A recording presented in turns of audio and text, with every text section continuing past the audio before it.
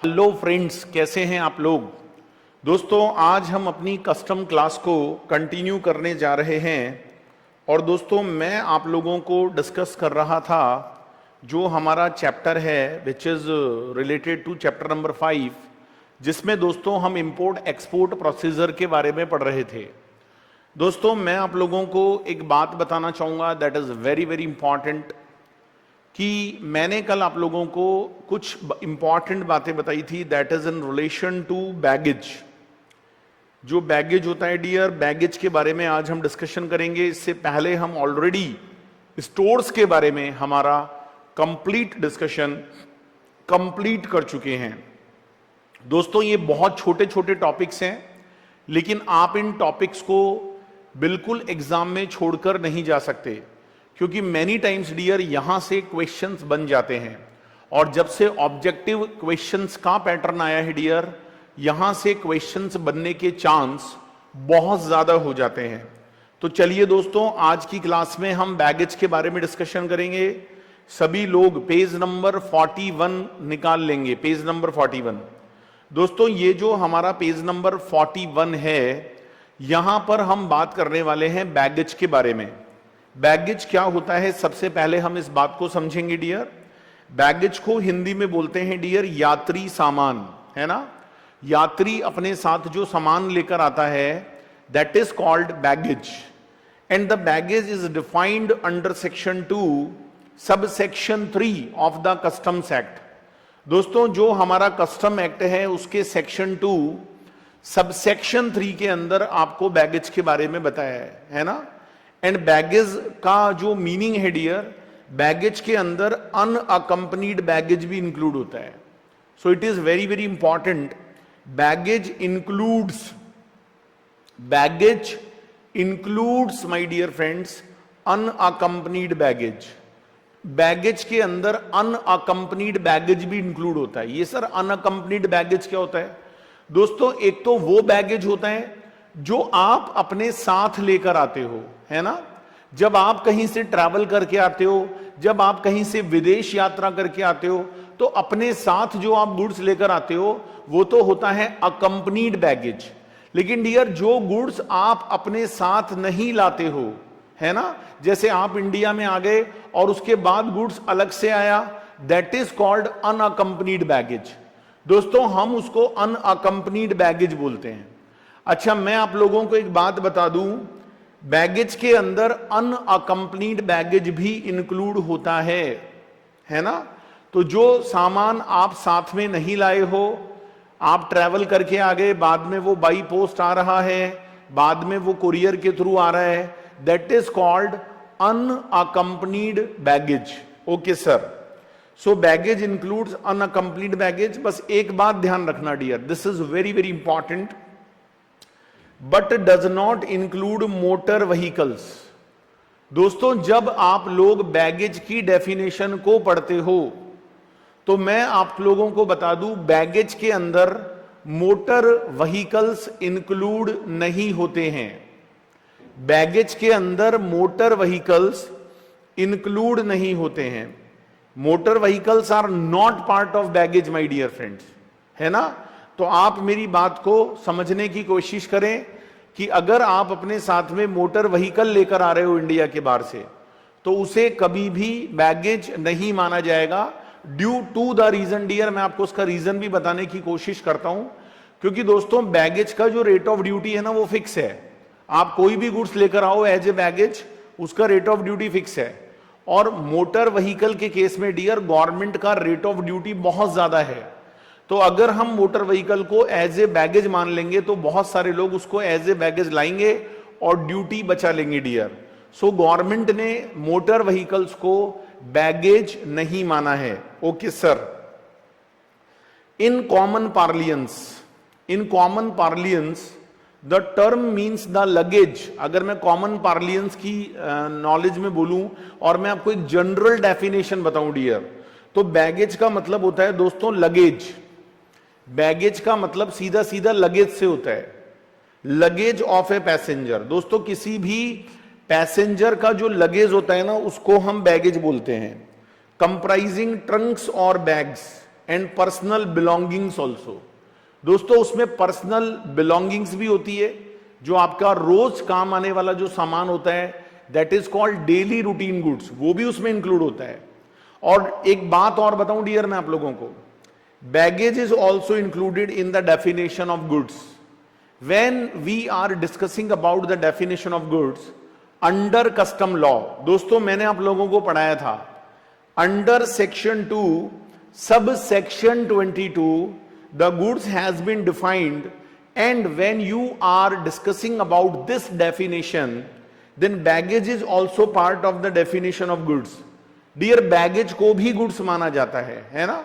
हाँ एक बात और बताना, अच्छा अगर आप बैगेज को गुड्स नहीं मानोगे तो ड्यूटी नहीं लगेगी, क्योंकि ड्यूटी तो तभी लगती है ना व्हेन गुड्स आर इंपोर्टेड और एक्सपोर्टेड आउट ऑफ इंडिया, है ना। तो दोस्तों बैगेज को भी गुड्स माना गया है, बैगेज को भी गुड्स माना गया है। तो सर ये तो बहुत गलत बात है, बैगेज कैसे गुड्स हो जाएगा, मतलब हम बाहर से घूम कर आ रहे हैं तो आप मतलब उसके ऊपर ड्यूटी लगाओगे, ये ऐसे कैसे। तो डियर मैं आप लोगों को बता दूं, there are some restrictions, there are some regulations. दोस्तों यहां पर कुछ रेस्ट्रिक्शंस हैं, यहां पर कुछ रेगुलेशंस हैं। There are some restrictions, there are some regulations governing the import and export of goods will apply mutatis mutandis to baggage also. आप मेरी बात को समझो, there are some restrictions, there are some regulations. ऐसा नहीं होता है कि आप बाहर से घूम कर आए और लो साहब लगेज पर ड्यूटी लगाने लग गए, ना जी ना। बैगेज के लिए डियर गवर्नमेंट ने डिफरेंट रूल्स बनाए हैं, यस डिफरेंट रूल्स बनाए गए हैं डियर, उसके लिए एक अलग से रेगुलेशन बनाया गया है। और वो जो रूल एंड रेगुलेशन है ना डियर, उसी के अकॉर्डिंग डियर बैगेज को डील किया जाएगा। तो आई थिंक दोस्तों आप मेरी बात को समझ गए होंगे। हां सर हम समझ गए। अच्छा एक बात और बताऊं डियर, ये जो बैगेज होता है ना, इसके बारे में आपको डिटेल देनी पड़ती है, यस। और ये डिटेल देता कौन है, पर्सन इन चार्ज देता है, PIC। दोस्तों जो पर्सन इन चार्ज होता है ना, पर्सन इन चार्ज, वो आपको कन्वेंस के बारे में डिटेल देगा। The person in charge of the conveyance is to file an import general manifest। दोस्तों यहां पर इंपोर्ट जनरल मैनिफेस्ट फाइल करना पड़ता है। पता है आप लोगों को, कोई भी गुड्स जब आप इंडिया के बाहर से इंपोर्ट करते हो तो जो पर्सन इन चार्ज होता है, जिसके वैसल में गुड्स आ रहा है, उसको कंप्लीट डिटेल देनी पड़ती है। तो दोस्तों जब भी my dear friends person in charge कोई भी डिटेल देगा, तो that is not in relation to only cargo details. So the person have to submit all the informations, the person have to submit all the informations regarding baggage also. मतलब वो जो IGM होता है ना दोस्तों, उसमें जो गुड्स भारत में आएगा, उसको इंपोर्ट किया गया है, उसकी भी डिटेल होती है, उसमें क्रू मेंबर्स की डिटेल होती है, उसके अंदर जो आपके पर्सनल जो बिलोंगिंग्स होते हैं which are belonging to the crew member, उसकी भी डिटेल होती है। उसमें स्टोर लिस्ट भी होती है डियर, स्टोर लिस्ट पढ़ा था आप लोगों ने। उसके अंदर जो आपका एक तरह से बैगेज होता है, यात्री का बैगेज, तो उसकी भी डियर कंप्लीट डिटेल होती है। तो ये सारी डिटेल डियर हमें IGM के अंदर देनी पड़ती है। अच्छा दोस्तों ये जो IGM होता है ना, इसमें सेपरेट शीट्स होती हैं, और ये सारी डिटेल हमें उन सभी सेपरेट शीट्स में देनी होती है। तो आई थिंक दोस्तों आप मेरी बात को समझ गए होंगे। हां सर हम समझ गए। तो डियर ये चीज आप लोगों को यहां पर क्लियर कर लेनी है। ओके सर, चलो जी आगे बढ़ते हैं। अगर दोस्तों मैं स्टैच्यूरी प्रोविजंस की बात करूं, दोस्तों अगर मैं स्टैच्यूरी प्रोविजंस की बात करूं तो बैगेज को कवर्ड किया जाता है, baggage is covered under section 77। Oh my God, 77 से लेके 81, 77 से लेके 81, ये जो 5 सेक्शन है, इन 5 सेक्शन में डियर आपका बैगेज कंप्लीट हो जाएगा। मैं आपको वो कंप्लीट डिटेल्स बताऊंगा, मैं आपको वो सारी जानकारी दूंगा डियर जो हमें बैगेज के लिए यहां पर फॉलो करनी है। चलिए जी स्टार्ट करते हैं। चलो जी स्टार्ट करते हैं। Entry of baggage by the owner. Entry of baggage by the owner. दोस्तों जैसा कि आप लोग बहुत अच्छे से जानते हो कि एक बिल ऑफ एंट्री होती है ना, बिल ऑफ एंट्री। जैसे एक बिल ऑफ एंट्री होती है, जब हम इंपोर्ट करते हैं तो हमें फाइल करनी पड़ती है in relation to imported goods. वैसे ही दोस्तों, वैसे ही कोई भी बंदा जब इंडिया के बाहर से इंडिया में आता है तो डियर वो जो बैगेज लेकर आता है डियर, उस बैगेज की भी एक एंट्री फाइल होती है, दैट इज अंडर सेक्शन 77। दोस्तों मैं आपको थोड़ा प्रैक्टिकल बात बताता हूं, सुनो। जब आप इंडिया के बाहर से ट्रैवल करके आते हो तो डियर एयरपोर्ट जो होता है या जो भी पोर्ट होता है वहां पर एक तो होता है ग्रीन चैनल, है ना, और एक होता है दोस्तों रेड चैनल। एक ग्रीन चैनल होता है डियर और एक रेड चैनल होता है। मैं आपको बिल्कुल प्रैक्टिकल बात बताता हूं दोस्तों। सभी पैसेंजर्स के सामान को चेक नहीं कर सकते, ऐसे तो वहां पर बहुत लाइंस लग जाएंगी एयरपोर्ट पे, कितनी इंटरनेशनल फ्लाइट्स आती है इंडिया में। तो दोस्तों होता क्या है, ग्रीन चैनल एक तरह का सेल्फ डिक्लेरेशन होता है, सेल्फ डिक्लेरेशन। भाई अगर आप इंडिया के बाहर से आ रहे हो और आपने ऐसा कोई बहुत ज्यादा सामान नहीं खरीदा है, एक सर्टेन छोटी लिमिट्स मैं बताऊंगा अभी आप लोगों को, अगर आप उन सर्टेन लिमिट्स के अंदर गुड्स लेकर आ रहे हो तो आपको ग्रीन चैनल से निकल जाना है। आपको कोई डॉक्यूमेंट फाइल नहीं करना, आपको कुछ नहीं करना। मैंने भी डियर विदेश यात्रा करी, मैं भी कई बार फॉरेन घूमने गया, तो मैं जब आया डियर मुझे तो कोई डिक्लेरेशन फाइल नहीं करना पड़ा, मुझे तो कोई एंट्री फाइल नहीं करनी पड़ी, क्योंकि दोस्तों मुझे पता था कि भाई मैं ऐसी कोई चीज नहीं लेकर आया हूं तो मैं ग्रीन चैनल से निकल जाऊंगा डियर, है ना। लेकिन दोस्तों अगर आप इंपोर्ट एक सर्टेन क्वांटिटी से ज्यादा करके लाए हो अपने साथ एज ए बैगेज, तो dear you have to go from red channel.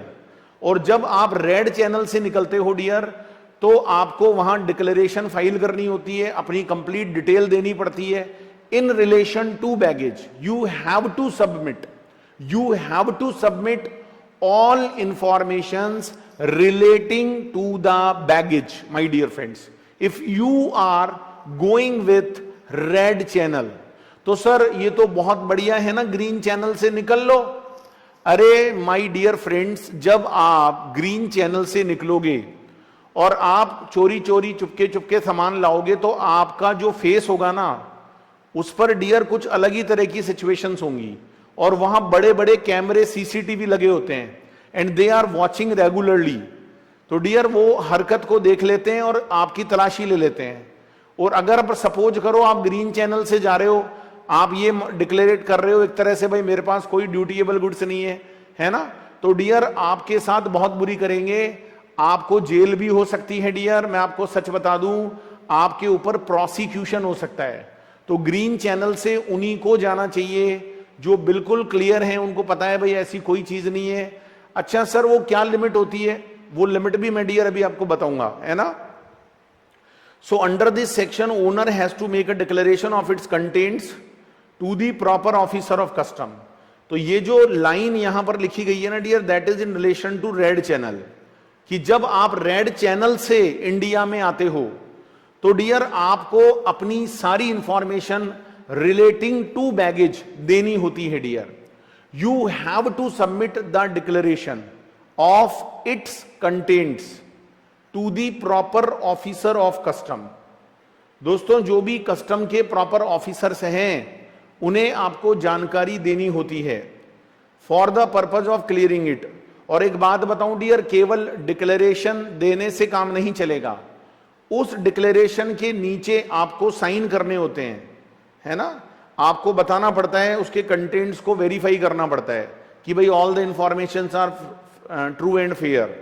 दोस्तों इसके लिए बैगेज डिक्लेरेशन फॉर्म भरना पड़ता है आपको एयरपोर्ट्स पर इजीली बैगेज डिक्लेरेशन फॉर्म्स मिल जाएंगे। और डियर बहुत सारी जो बड़ी इंटरनेशनल फ्लाइट्स होती हैं वहां पर तो क्या होता है, जब आपका एयरक्राफ्ट लैंड करने वाला होता है तो उससे थोड़ी देर पहले ही क्रू मेंबर्स जो होते हैं अंदर, हाँ मैं समझ रहा, एयर हॉस्टेस होती है, तो वो आप लोगों को बैगेज डिक्लेरेशन फॉर्म फ्लाइट में ही दे देती है, ताकि आप उसको वहीं बैठकर फिल कर सको, और जब आप नीचे उतरो तो आपका टाइम वेस्ट ना हो और आप इजीली डियर वहां से चेकआउट कर सको। ठीक है जी। Declaring packing list is also sufficient declaration. और दोस्तों मैं तो आपको इतना सा बता दूं, पैकिंग लिस्ट भी अगर आपने दे दी ना, अगर आपके पास बिल वगैरह भी हैं, आपने एक जानकारी नॉर्मली दे दी भाई ये सामान है, तो वो भी एक सफिशिएंट डिक्लेरेशन मान ली जाती है। पैसेंजर्स को प्रॉब्लम ना हो डियर, इसलिए थोड़े से रूल्स इजी बनाए गए हैं। Okay sir. अब आते हैं डियर असली मुद्दे की बात पर, that is very very important. So my dear friends, अब हम डिस्कशन करेंगे regarding section 78। We are discussing about section 78 my dear friends. We are discussing about section 78. We have to determine what is the rate of duty. Oh my God. What is the rate of duty? What is the tariff valuation? Rate of duty you have to determine, tariff value you have to determine, which is applicable to the baggage. तो दोस्तों आपको यह भी पता करना पड़ेगा कि उस बैगेज पर रेट ऑफ ड्यूटी क्या लगेगी, है ना, उसकी टैरिफ वैल्यू क्या लेंगे। डियर आपको पता है ना, रेट ऑफ ड्यूटी हमें किसी पर्टिकुलर डेट पर लेनी होती है ना, कोई पर्टिकुलर डेट है उस दिन की हमको रेट ऑफ ड्यूटी लगानी होती है।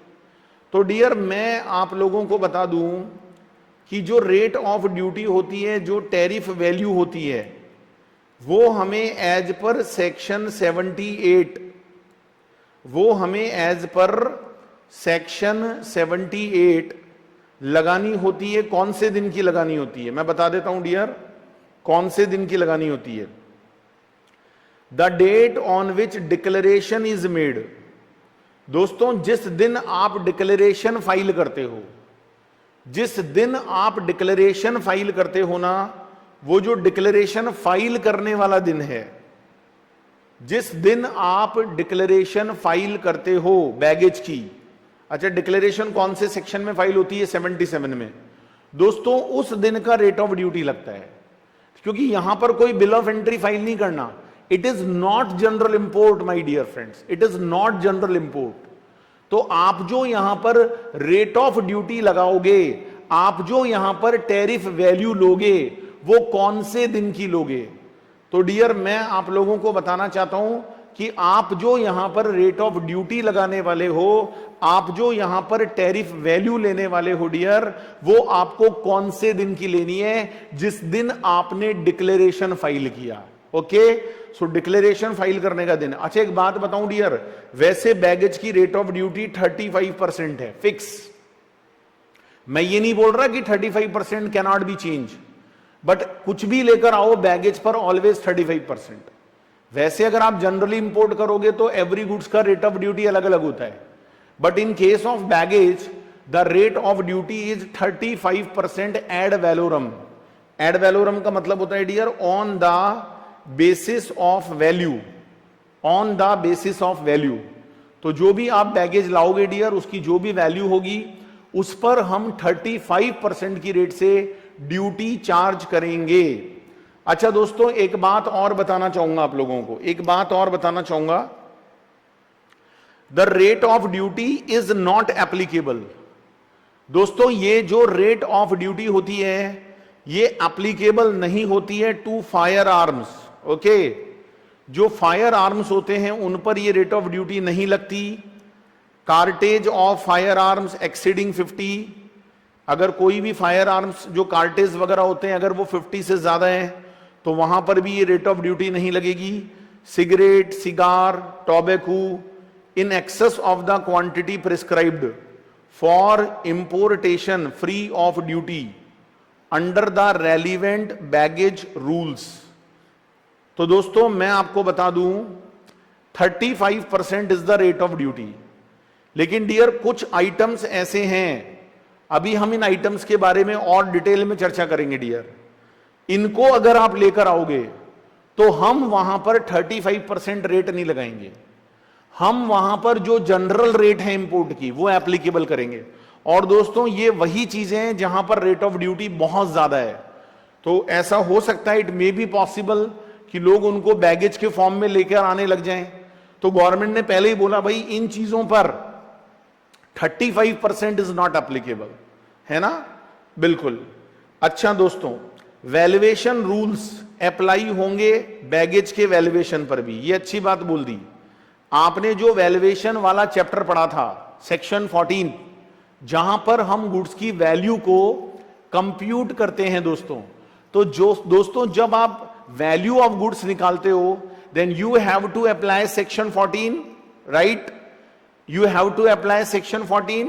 तो दोस्तों वो जो सेक्शन 14 है उसमें जो वैल्यूएशन को कंप्यूट करने का मैनर है that would be applicable in case of baggage also, that is applicable in case of baggage also my dear friends. तो आप मेरी बात को समझिएगा, वो रूल्स जो आपने वैल्यूएशन वाले चैप्टर में पढ़े थे वो रूल्स डियर बैगेज के ऊपर भी अप्लाई होते हैं। They will apply on baggage also my dear friends, baggage पर भी अप्लाई होते हैं। ओके, सेक्शन 79 क्या कहता है आपको? सेक्शन 79 आपको क्या कहता है डियर? वो कहता है कि भाई देखो, जब आप बैगेज लाओगे तो ऐसा नहीं है कि always baggage is liable for duty, no, there are some exemptions. दोस्तों ये जो बैगेज होता है ना, यहां पर कुछ एग्जम्पशंस भी होती हैं, and the exemptions are given under section 79। दोस्तों ये जो एग्जम्पशंस होती है ना that are given under section 79।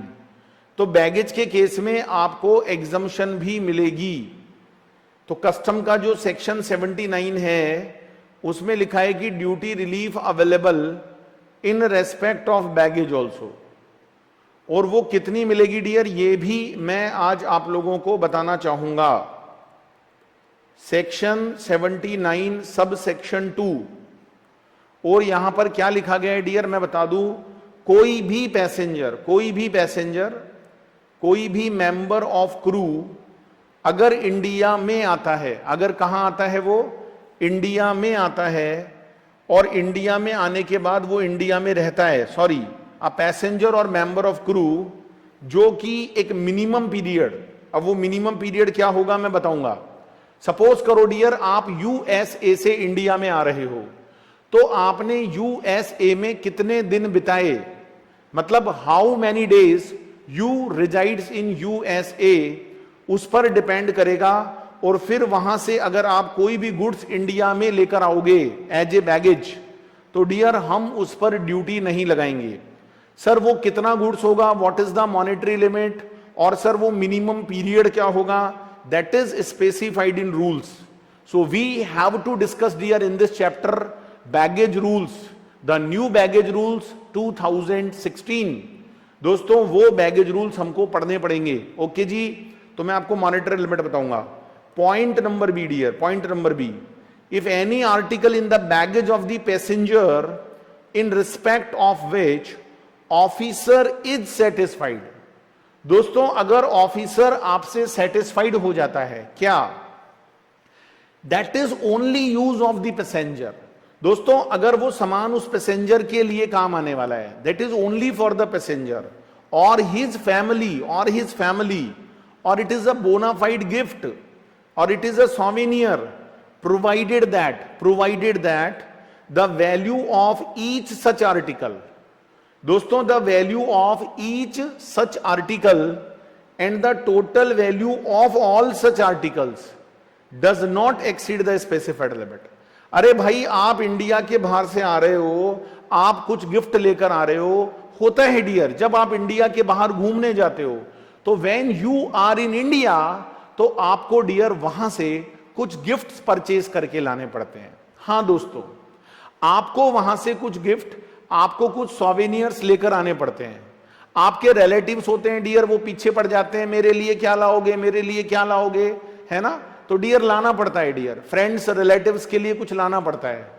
हम भी गए थे डियर, लाना पड़ता है, खर्चा होता है, क्या करें। तो दोस्तों क्या उस पर ड्यूटी लगनी चाहिए? नहीं। लेकिन ऐसा भी नहीं है डियर कि आप कितना भी गिफ्ट परचेज कर लाओ कि भाई मेरा पूरा जो फैमिली है वो बहुत बड़ा है तो उसके लिए मैं इतने सारे गिफ्ट लाया हूं। ना जी ना, उसकी भी डियर एक प्रिस्क्राइब्ड लिमिट है, और वो लिमिट डियर मैं आप लोगों से बैगेज रूल्स में डिस्कस करने वाला हूं। वो सारी बात मैं आप लोगों को बैगेज रूल्स में बताऊंगा। चलिए जी स्टार्ट करते हैं।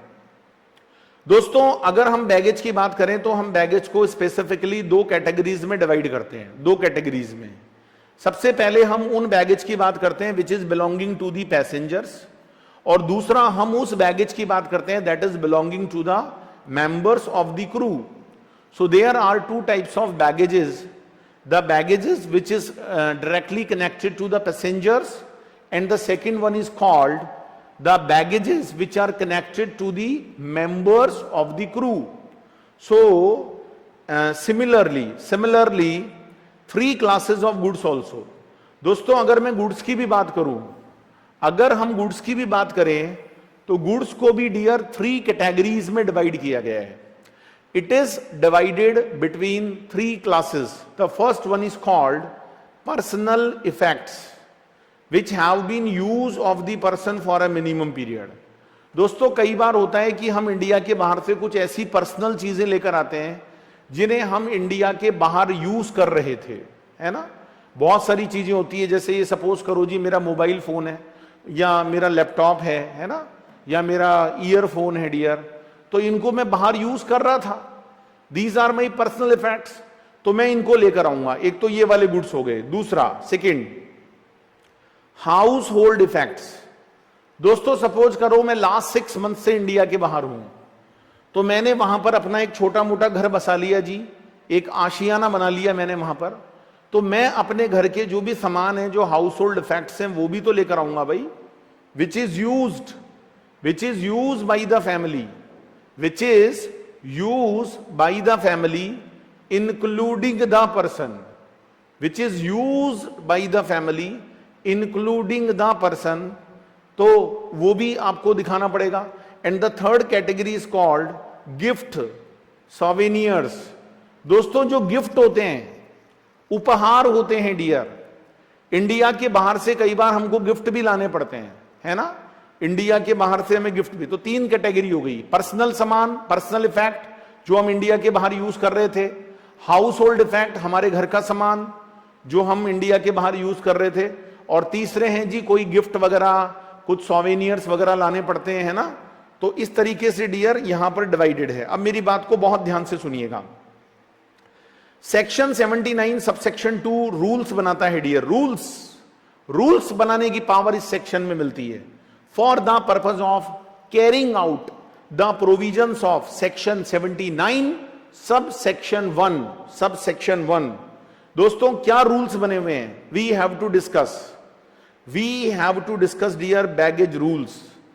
तो डियर मैं आपको इन रूल्स में मिनिमम पीरियड डिफाइन करूंगा, इन रूल्स में मैं आपको मैक्सिमम वैल्यू बताऊंगा कि आप कितना ला सकते हो, और मैं आपको वो कंडीशंस भी बताऊंगा जिन्हें फुलफिल करना होगा। So there are baggage rules my dear friends. और what is specified in the baggage rules? minimum period, maximum value, as well as conditions we have to fulfill my dear friends. मैं आप लोगों को वो conditions भी बताऊंगा जो हमें यहां पर फुलफिल करनी है। सो आई थिंक दोस्तों आप मेरी बात को समझ गए होंगे। हां सर हम आपकी बात को समझ गए। चलिए जी अब हम बात करते हैं डियर उन बैगेज रूल्स की जिनको हम पैसेंजर बैगेज बोलते हैं। Passenger baggage rules. तो दोस्तों अब हम पैसेंजर बैगेज रूल्स की बात करते हैं। दोस्तों ये जो पैसेंजर बैगेज रूल्स होते हैं ये सेक्शन 79 में दिए गए हैं। Government has earlier pass the baggage rules 1998। आपको पता है डियर पहले बैगेज रूल्स 1998 हुआ करते थे, अब नए रूल्स आ गए हैं dear, there are new baggage rules. और दोस्तों ये जो नए बैगेज रूल्स है ना, that is prescribed under 2016। These are called new baggage rules. अच्छा, चलो दोस्तों, ये जो नए बैगेज रूल्स हैं वो मैं आप लोगों से डिटेल में डिस्कस करता हूं। दोस्तों, rule number 1 and rule number 2 have no relevance because rule number 1 is the only name and title. Rule number 2 is given some important definitions. So we have to discuss from rule number 3. दोस्तों बहुत ध्यान से सुनिएगा, हम start करते हैं rule number 3 से। और दोस्तों ये जो रूल नंबर 3 है, इसमें हम सबसे पहले बात करेंगे क्लास ऑफ पैसेंजर्स की। सबसे पहले मैं उस पैसेंजर की बात करूंगा जो या तो इंडियन रेजिडेंट है डियर, इंडियन रेजिडेंट। सबसे पहले मैं उस पर्सन की बात करूंगा जो या तो इंडियन रेजिडेंट है या वो फॉरेनर है रिजाइडिंग इन इंडिया।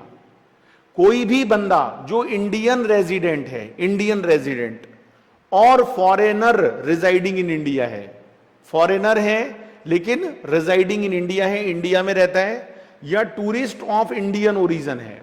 3 लोगों के नाम लिए डियर मैंने। सबसे पहले इंडियन रेजिडेंट है ना, दूसरा मैंने नाम लिया कोई भी फॉरेनर जो रिजाइडिंग इन इंडिया है, मतलब है तो वो फॉरेनर लेकिन वो इंडिया में रहता है, और तीसरा मैं बात कर रहा हूं डियर उस टूरिस्ट की जो इंडियन ओरिजिन का टूरिस्ट है। ठीक है जी, excluding infant.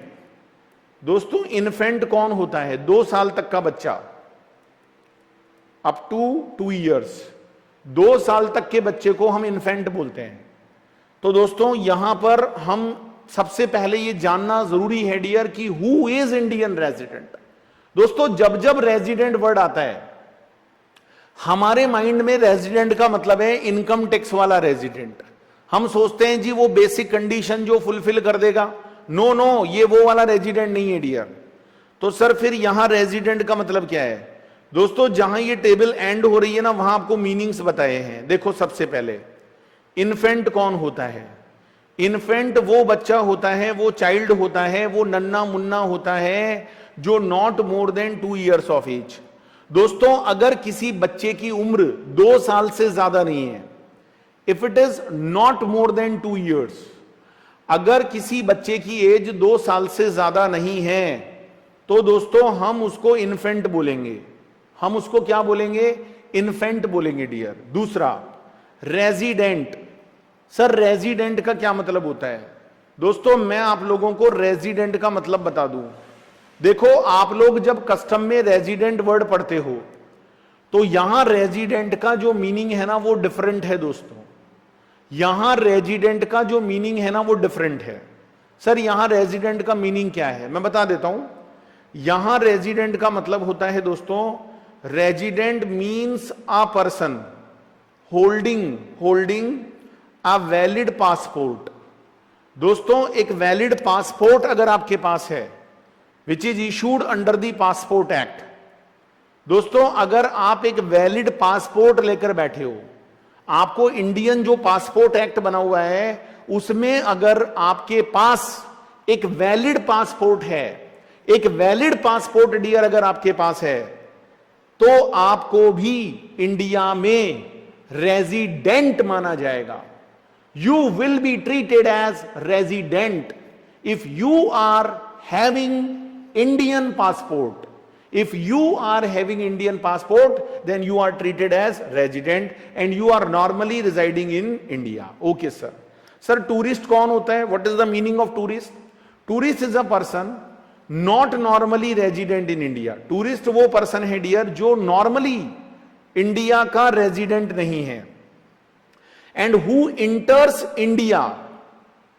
Focus, my dear friends. Who enters India for stay of not more than 6 months। भैया टूरिस्ट का मतलब है जो नॉर्मली इंडिया में रिजाइड नहीं करता है। जो बंदा नॉर्मली इंडिया में रिजाइड नहीं करता है हम उसको टूरिस्ट बोलते हैं डियर। हम उसको क्या बोलते हैं? टूरिस्ट।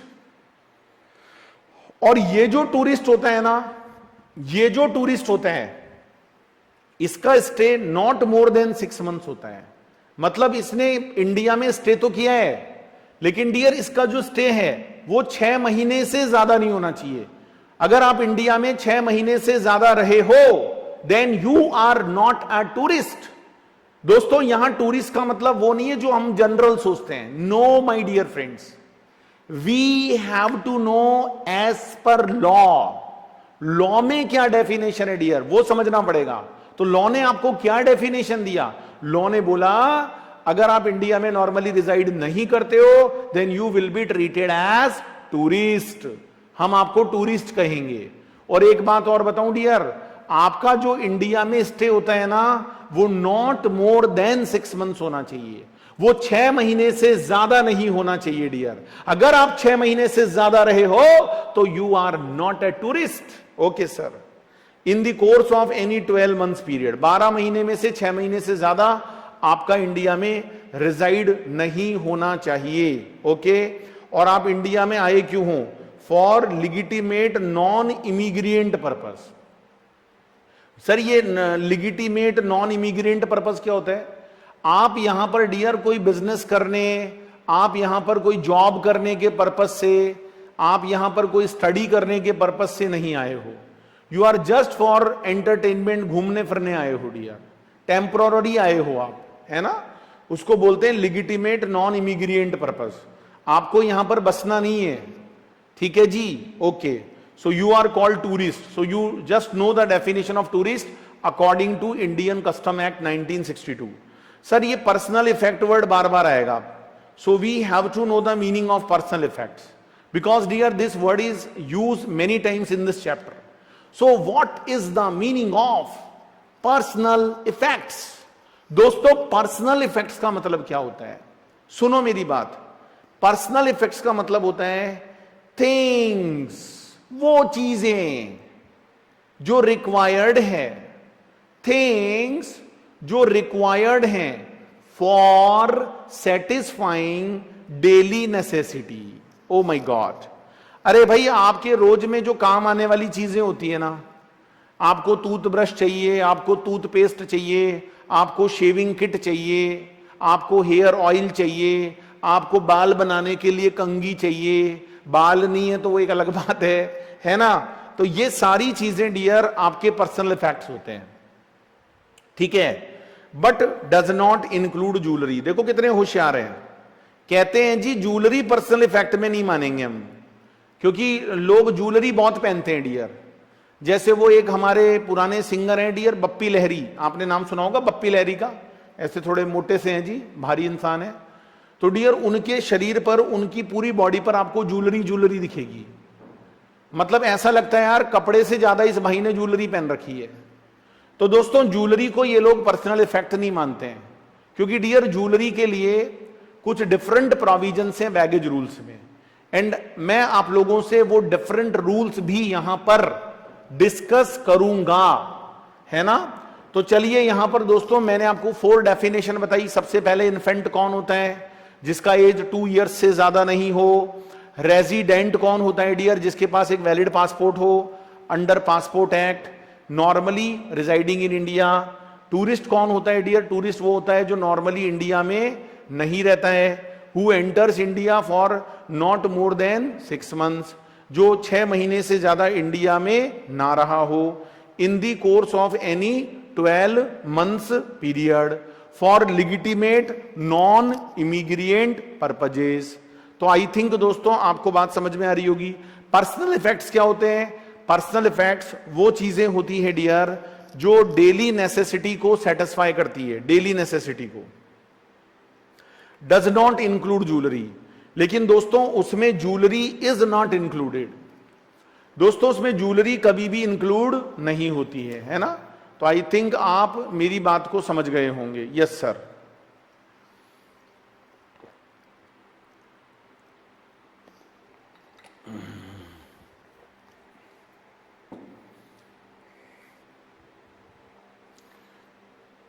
चलिए दोस्तों, तो सबसे पहले डियर मैं आपको रूल नंबर 3 पढ़ा रहा हूं बैगेज रूल्स में।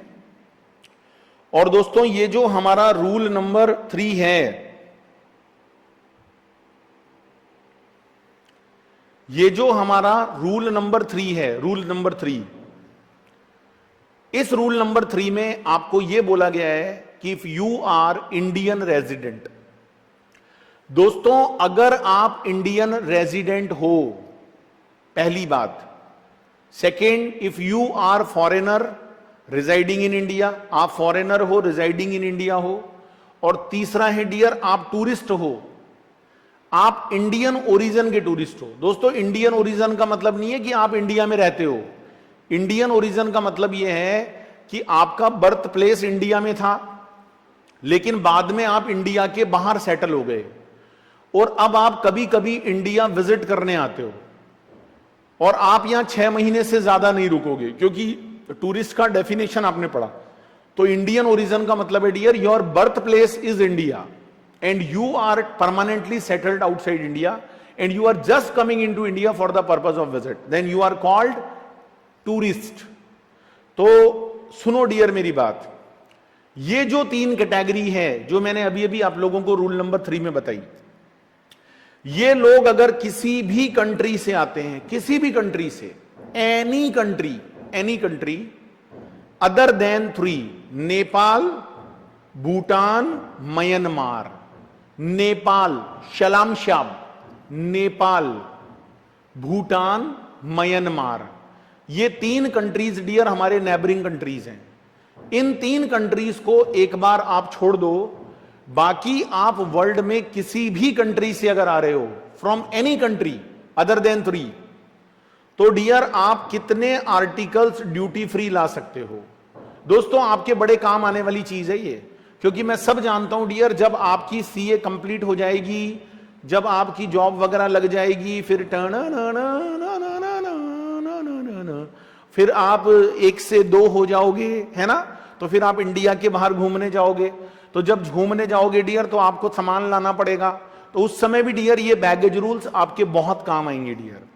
तो डियर सुनो, आप कितने आर्टिकल्स ड्यूटी फ्री ला सकते हो एज पर रूल नंबर 3। तो मैं आप लोगों को बताना चाहूंगा, आप इंडिया के बाहर से जो यूज्ड पर्सनल इफेक्ट्स होते हैं, यूज्ड पर्सनल इफेक्ट्स, आप यूज पर्सनल इफेक्ट्स तो कितने भी ला सकते हो, ट्रैवल सवेनियर्स नहीं, कितने भी नहीं, used personal effects and travel souvenirs and articles.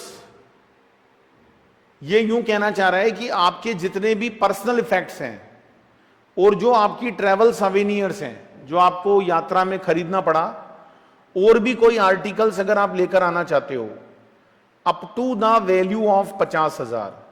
दोस्तों आप इंडिया के बाहर से 50,000 रुपए तक का सामान ला सकते हो, अप टू 50,000। इंडिया के बाहर से 50,000 रुपए तक का सामान आप लेकर आ सकते हो, हम ड्यूटी नहीं लगाएंगे। लेकिन एक बात ध्यान रखना डियर, ये जो 50,000 की लिमिट है, क्योंकि यहां पर प्रैक्टिकल क्वेश्चन आएंगे आप लोगों के एग्जाम में, ये जो 50,000 की लिमिट है जहां तक ड्यूटी नहीं लगेगी, it is called baggage exemption. इसमें वो आर्टिकल्स एक्सक्लूड माने जाएंगे which are mentioned in annexure number 1। दोस्तों इस चैप्टर में एक अनेक्सर नंबर 1 है, वो मैं अभी आपको बताने वाला हूं। तो if you are getting some goods from outside India,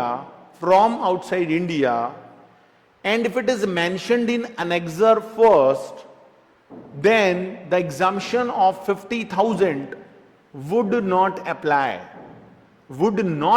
my dear friends। 50,000 वाली लिमिट वहां पर नहीं लगेगी।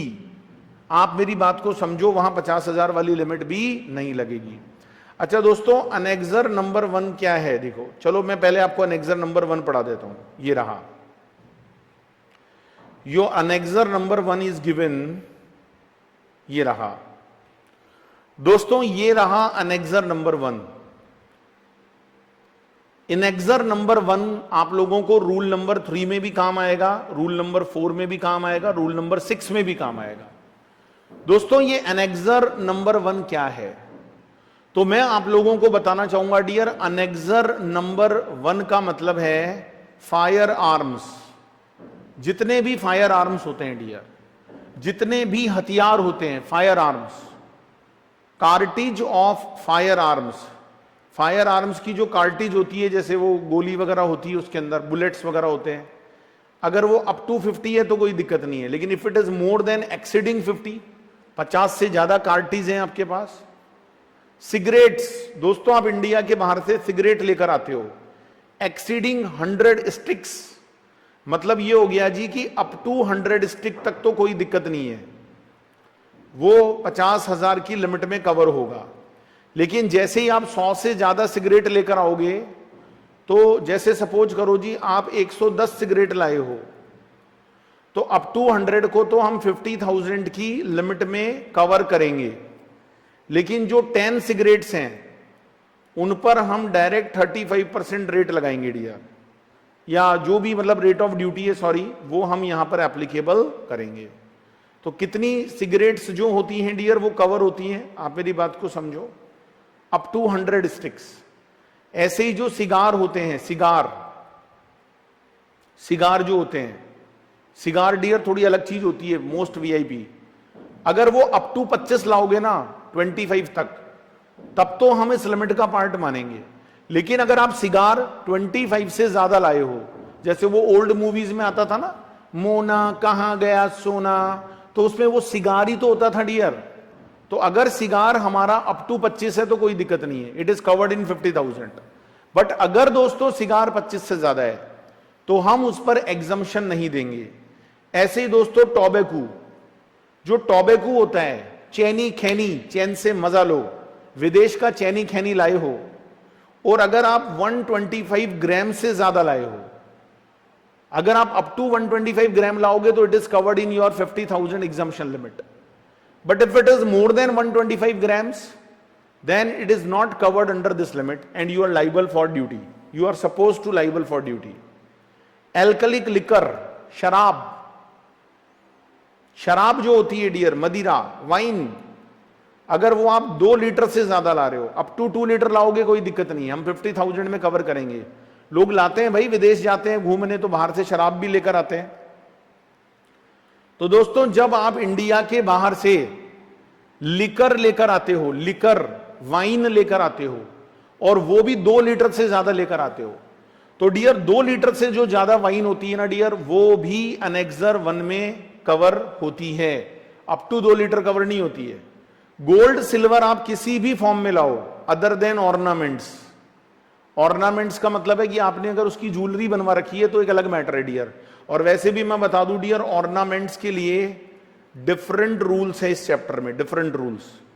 तो अगर आप इंडिया के बाहर से गोल्ड और सिल्वर लेकर आते हो इन एनी फॉर्म, जैसे बिस्किट वगैरह होते हैं गोल्ड सिल्वर के, है ना, बहुत सारे लोग पूरा स्लैब लेकर आते हैं, तो डियर मैं आपको बता दूं वहां पर मैटर अलग है, उसको अनेक्सर 1 का पार्ट नहीं माना जाएगा। फ्लैट पैनल लाते हो आप, कोई भी एलसीडी है, कोई भी एलईडी है, कोई भी प्लाज्मा टीवी है, अगर आप ये चीजें लेकर आते हो तो डियर इन्हें भी हम अनेक्सर 1 में कवर करते हैं। तो दोस्तों ये वो चीजें हैं जो अनेक्सर 1 का पार्ट है। और मैं आप लोगों को बता दूं कि जो जो चीज अनेक्सर 1 में होंगी उस पर डियर ये लिमिट नहीं लगेगी। So you should be very very careful while doing practical questions, because in the practical questions dear, examiner will given more and more items.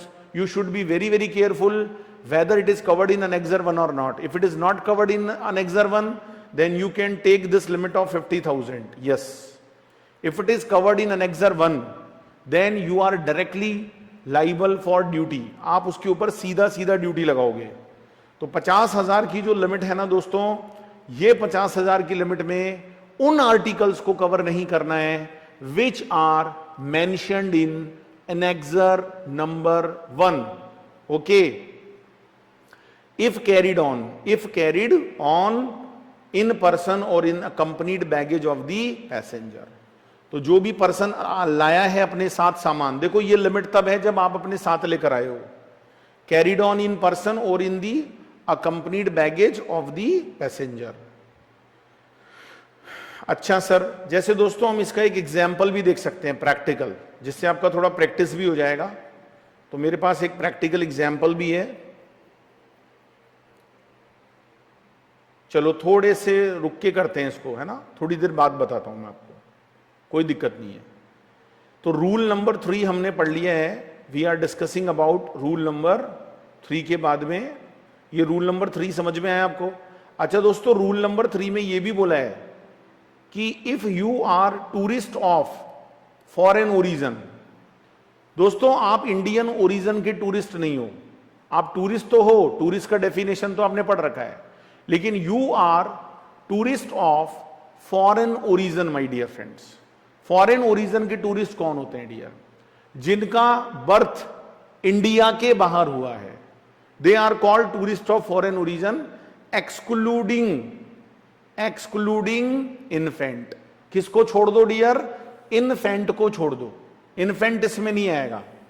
तो अगर आप टूरिस्ट हो और आप फॉरेन ओरिजन के टूरिस्ट हो डियर, आप फॉरेन ओरिजन के टूरिस्ट हो, तो मैं बता दूं डियर, आप किसी भी कंट्री से इंडिया में आ जाओ, किसी भी कंट्री से, other than Nepal, Bhutan, Myanmar, दोस्तों आप किसी भी कंट्री से आ जाओ इंडिया के बाहर से, कोई दिक्कत नहीं है, कोई दिक्कत नहीं है डियर।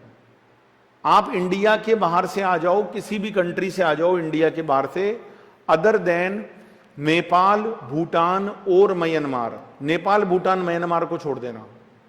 तो डियर और सब चीजें बिल्कुल सेम है, everything is totally same, no change. But जो 50,000 का लिमिट है, 50,000 का लिमिट है, वो दोस्तों 15,000 हो जाएगा। बस इतना सा ध्यान रखना।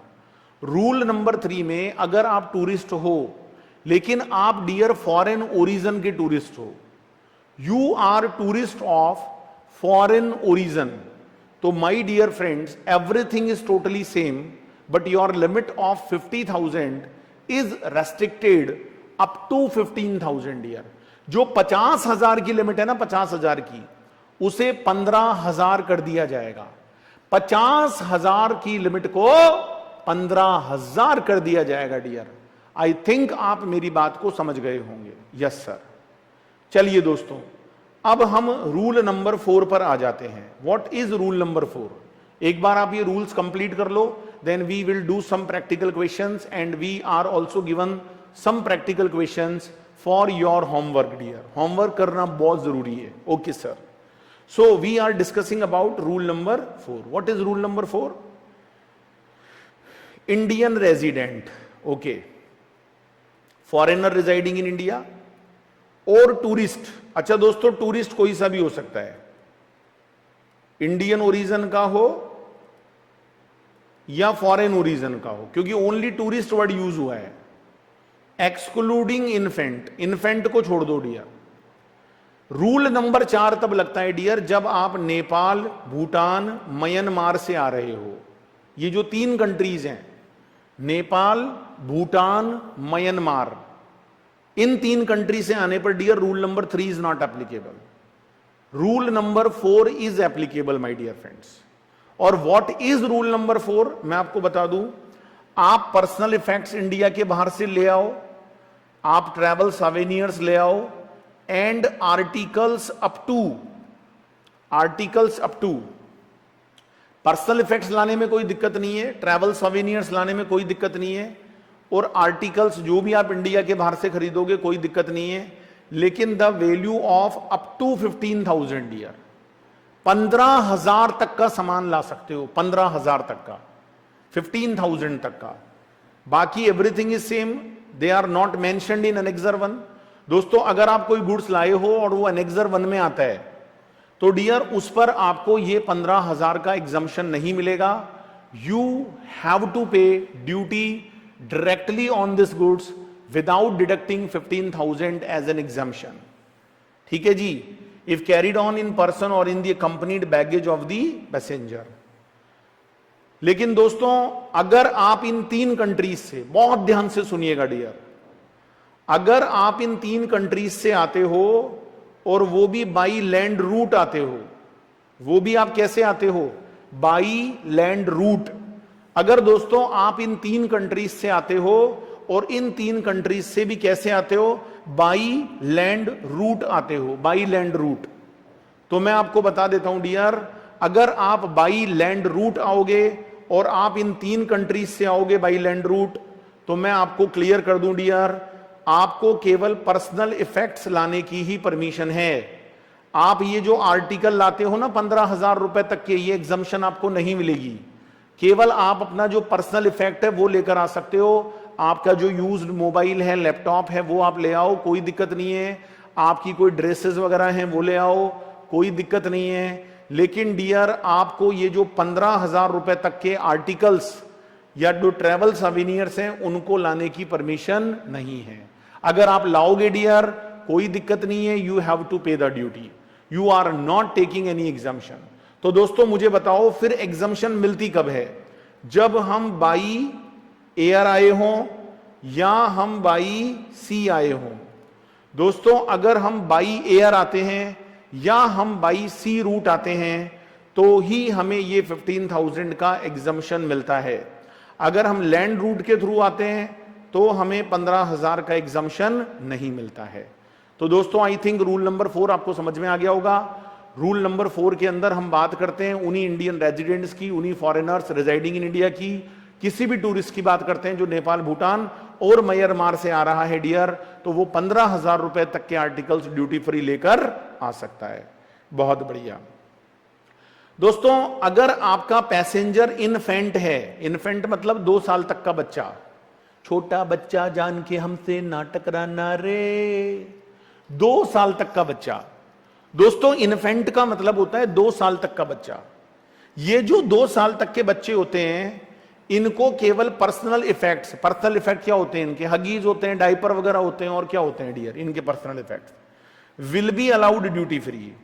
ये नहीं कि साहब देखो मेरे साथ इन्फेंट आया है, 2 साल तक का बच्चा है, इसको भी 15,000 तक का सामान लाने दो, नेपाल से आया है ये, सर ये यूएसए से आया है, इसको 50,000 तक का सामान लाने दो। ना जी ना, this is an individual limit per passenger, but this limit is not applicable dear in case of infant. दोस्तों ये लिमिट इन्फेंट के केस में एप्लीकेबल नहीं होगी। आई थिंक दोस्तों आप मेरी बात को समझ गए होंगे। हां सर हम समझ गए। अच्छा दोस्तों एक बात और बताऊं, ये जो जनरल ड्यूटी फ्री बैगेज होता है, general duty free baggage allowance of the passenger can not be pooled with general duty free baggage allowance of any other passenger. ये बहुत गजब बात है डियर। मेरे पास इसका एक बहुत बढ़िया एग्जांपल है, आपको रियली में बहुत मजा आएगा। अभी क्या हुआ डियर, हम थोड़े दिन पहले इंडिया के बाहर घूमने गए थे, तो हमारे कुछ फ्रेंड्स थे, he is also chartered accountant, तो वो भी अपनी वाइफ के साथ गए थे, मैं भी अपनी वाइफ के साथ गया था, मतलब हम अकेले नहीं गए थे, अपनी वाइफ के साथ गए थे। तो वो जब इंडिया के बाहर से आए डियर, तो उन्होंने एक एलईडी परचेज कर ली है ना, मतलब कोई सामान उन्होंने परचेज किया था और वो एनेक्सर 1 में नहीं आता था, मतलब उस पर रूल 3 का आपको मिलता था, और आप यूएसए से आ रहे थे, वो यूएसए से घूम के आ रहे थे वो इंडिया के बाहर से। तो वो जो गुड्स वो लेकर आए थे ना, दैट इज 60,000। अच्छा मैंने उनको बोला था देखो 50,000 तक एग्जाम्शन है, क्योंकि वो तो अब रेगुलरली कस्टम नहीं पड़ते, मैंने उनको बोला था। तो बोले इसमें क्या दिक्कत है भाई, हम 2 जने हैं ना, तो 50,000 इनकी लिमिट है, 50,000 मेरी लिमिट है, तो हमारी 50,000 मिलाकर हमारी जो लिमिट है वो तो 1 लाख हो जाती है। मैंने कहा जी ऐसे नहीं होता, माने नहीं डियर। अब जब वो इंडिया के एयरपोर्ट पर पहुंचे तो कस्टम ऑफिसर ने कहा कि the goods is liable for duty, you will take exemption only up to 50,000। 60,000 में से 50,000 की आपको एग्जाम्शन मिलेगी, 10,000 पे ड्यूटी दो। तो वो दोनों हस्बैंड वाइफ जी उस सामान को ऐसे हाथ लगा के खड़े हो गए। उधर से वाइफ ने, भाग्यवान ने पकड़ लिया, इधर से उन्होंने पकड़ लिया। बोले जी दोनों की लिमिट 50-50 करके 1 लाख हो गई, और हमारा सामान तो 60,000 का है, तो भाई ड्यूटी नहीं लगनी चाहिए, ड्यूटी नहीं लगनी चाहिए। तो दोस्तों मैं बता दूं ऐसे पूलिंग अलाउ नहीं होती है कि आप अभी ऐसे तो मान लो प्लेन में कोई और भी आ रहा है, आप उनको भी मिला लोगे जी, 50 इनका, 50 इनका, 50 इनका, हमारी लिमिट तो 1,50,000 हो गई, लो जी गुड्स तो 1,20,000 का, ड्यूटी नहीं लगेगी। ऐसे नहीं होता है, pooling is not allowed. Every goods अलग अलग होगा। आप सामान 2 लेके आओ, 50,000 तक उनका एग्जम्प्ट है, 50,000 तक उनका एग्जम्प्ट है। Pooling is not allowed. तो पूलिंग समझ गए, पूलिंग अलाउड नहीं होती है। अच्छा सर एक बात बताओ, कोई बंदा अगर इंडिया के बाहर से आ रहा है, पैसेंजर है वो, और वो अपने साथ ज्वेलरी लाया है, ज्वेलरी, बढ़िया बढ़िया सुंदर सुंदर ज्वेलरी लाया है। मेरे हाथों में 9 चूड़ियां रे, ओ माय गॉड, ज्वेलरी लेकर आया है, ज्वेलरी। दोस्तों ज्वेलरी के लिए रूल नंबर 5 बना हुआ है, and you should be very very careful.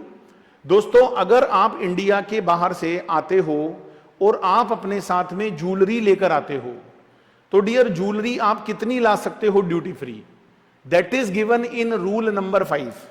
दोस्तों ये बात आपको रूल नंबर 5 में बताई गई है। और रूल नंबर 5 क्या कहता है डियर, ये भी मैं आप लोगों को बता दूं। रूल नंबर 5 में लिखा है class of passenger, class of passenger. दोस्तों कोई भी पैसेंजर जो रिजाइडिंग है abroad for more than 1 year, दोस्तों अगर आप इंडिया के बाहर 1 साल से ज्यादा रहे हो, ध्यान से सुनना, अगर आप इंडिया के बाहर 1 साल से ज्यादा रहे हो तो डियर आप वहां से ज्वेलरी परचेज करके ला सकते हो। अच्छा दोस्तों मुझे एक बात बताओ, कोई पर्सन इंडिया से सपोज करो पहले यूएसए घूमने गया, अच्छा वो ज्वेलरी यहीं से पहनकर गया है इंडिया से, और वो यूएसए गया है और फिर वो यूएसए से वापस इंडिया आ रहा है, तो क्या डियर उसकी ज्वेलरी पर ड्यूटी लगेगी? नहीं, इस ज्वेलरी पर कोई ड्यूटी नहीं लगेगी डियर, क्योंकि ये उसका पर्सनल इफेक्ट माना जाएगा, यहीं से पहनकर गया था। लेकिन डियर अगर आप यूएसए से ज्वेलरी परचेज करते हो और फिर उस ज्वेलरी को आप इंडिया लेकर आते हो, तो डियर उस पे ड्यूटी लगनी चाहिए, बिल्कुल लगनी चाहिए। लेकिन दोस्तों लॉ ने एग्जम्पशन दी है रूल 5 में। अरे इंडिया से जो ज्वेलरी पहनकर गए थे वही ज्वेलरी वापस पहनकर इंडिया में आ गए, उस पर कोई ड्यूटी नहीं है। सर पता कैसे चलता है? डियर पता सब चलता है, उनको पूरा नॉलेज होता है डियर, वो इंक्वायरी कर सकते हैं। लेकिन जो ज्वेलरी आपने इंडिया के बाहर से परचेज करी और परचेज करने के बाद आप उस ज्वेलरी को इंडिया में लेकर आ रहे हो, तो वहां रूल नंबर 5 लगेगा। आप चाहे इंडिया के बाहर किसी भी कंट्री से आओ, यहां कंट्री का कोई सीन नहीं है डियर, यहां पर ऐसा भी नहीं है भाई बाई एयर आना है, बाई लैंड रूट, कैसे भी आओ डियर। अगर आपने इंडिया के बाहर 1 साल से ज्यादा बिताया है, मोर than 1 year, that is very important. अगर आपने इंडिया के बाहर 1 साल से ज्यादा बिताया है, if the period of stay outside India is more than 1 year dear, more than 1 year, तो मैं बता दूं डियर, जो जेंटलमैन होते हैं ना, जेंटलमैन, पुरुष, मर्द जिसको कहते हैं मर्द, जेंटलमैन, वो ज्वेलरी ला सकते हैं up to weight of 20 grams, 20 gram तक की ज्वेलरी वो ला सकते हैं with a value cap of 50,000। मतलब वजन तो 20 ग्राम से ज्यादा नहीं होना चाहिए, प्लस जो वैल्यू है वो 50,000 से ज्यादा नहीं होनी चाहिए। दोनों कंडीशन पूरी करो। सपोज करो आप लाए तो 20 ग्राम हो, लेकिन उसकी वैल्यू 60,000 है, तो दोस्तों बताओ ड्यूटी लगेगी क्या? हां लगेगी ना सर।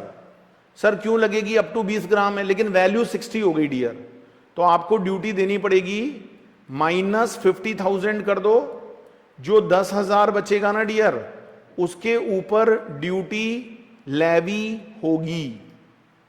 और सपोज करो डियर आप लाए तो 50,000 ही थे, वैल्यू तो 50,000 ही थी, लेकिन उसका जो वेट था वो 25 ग्राम था। वैल्यू इज 50,000 लेकिन जो उसका वेट था ना डियर वो 25 ग्राम था। अब बताओ सर अभी भी लगेगी, because value is not more than 50 but the weight is 25 gram, तो कैसे लगेगी? 50,000 अगर 25 ग्राम का है तो जो 5 ग्राम आप एक्स्ट्रा लाए हो, सो इट कम्स टू 10,000। तो डियर ये जो 10,000 की वैल्यू है इस पर ड्यूटी लेवी होगी, इसके ऊपर डियर जरूर ड्यूटी लगाई जाएगी। यस, बिल्कुल लगाई जाएगी।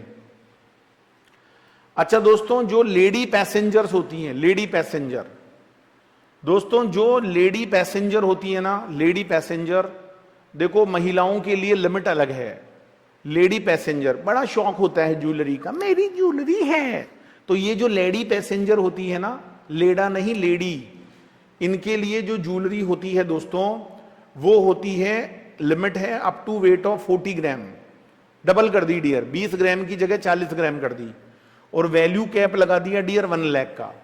तो सेम वही कॉन्सेप्ट है, बस 20 ग्राम्स की जगह 40 ग्राम होगा लेडी पैसेंजर के लिए, और वैल्यू होगी 50,000 की जगह 1 लाख। Okay sir. तो आई थिंक दोस्तों आपको यहां पर रूल नंबर 5 समझ में आया होगा।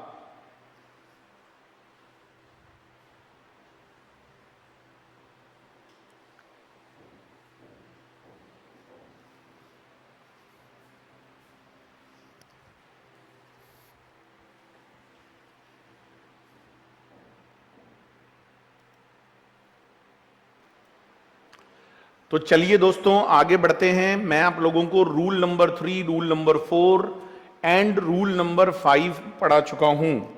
चलिए दोस्तों हम अपनी क्लास को आगे कंटिन्यू करेंगे, और मैं आप लोगों को अब पढ़ाने वाला हूं in relation to rule number 6। दोस्तों मैं आप लोगों को रूल नंबर 6 के बारे में बताऊंगा। रूल नंबर 6 कैसा लग रहा हूं मैं भाई, कमेंट तो कर दो। Rule number 6। तो चलिए दोस्तों अब हम रूल नंबर 6 के बारे में पढ़ते हैं, है ना दोस्तों। रूल नंबर 6 क्या है? Transfer of residence. Transfer of residence. Transfer of residence. कोई भी बंदा अगर अपने रेजिडेंस को ट्रांसफर करेगा, है ना, रेजिडेंस को कैसे ट्रांसफर करेगा सर?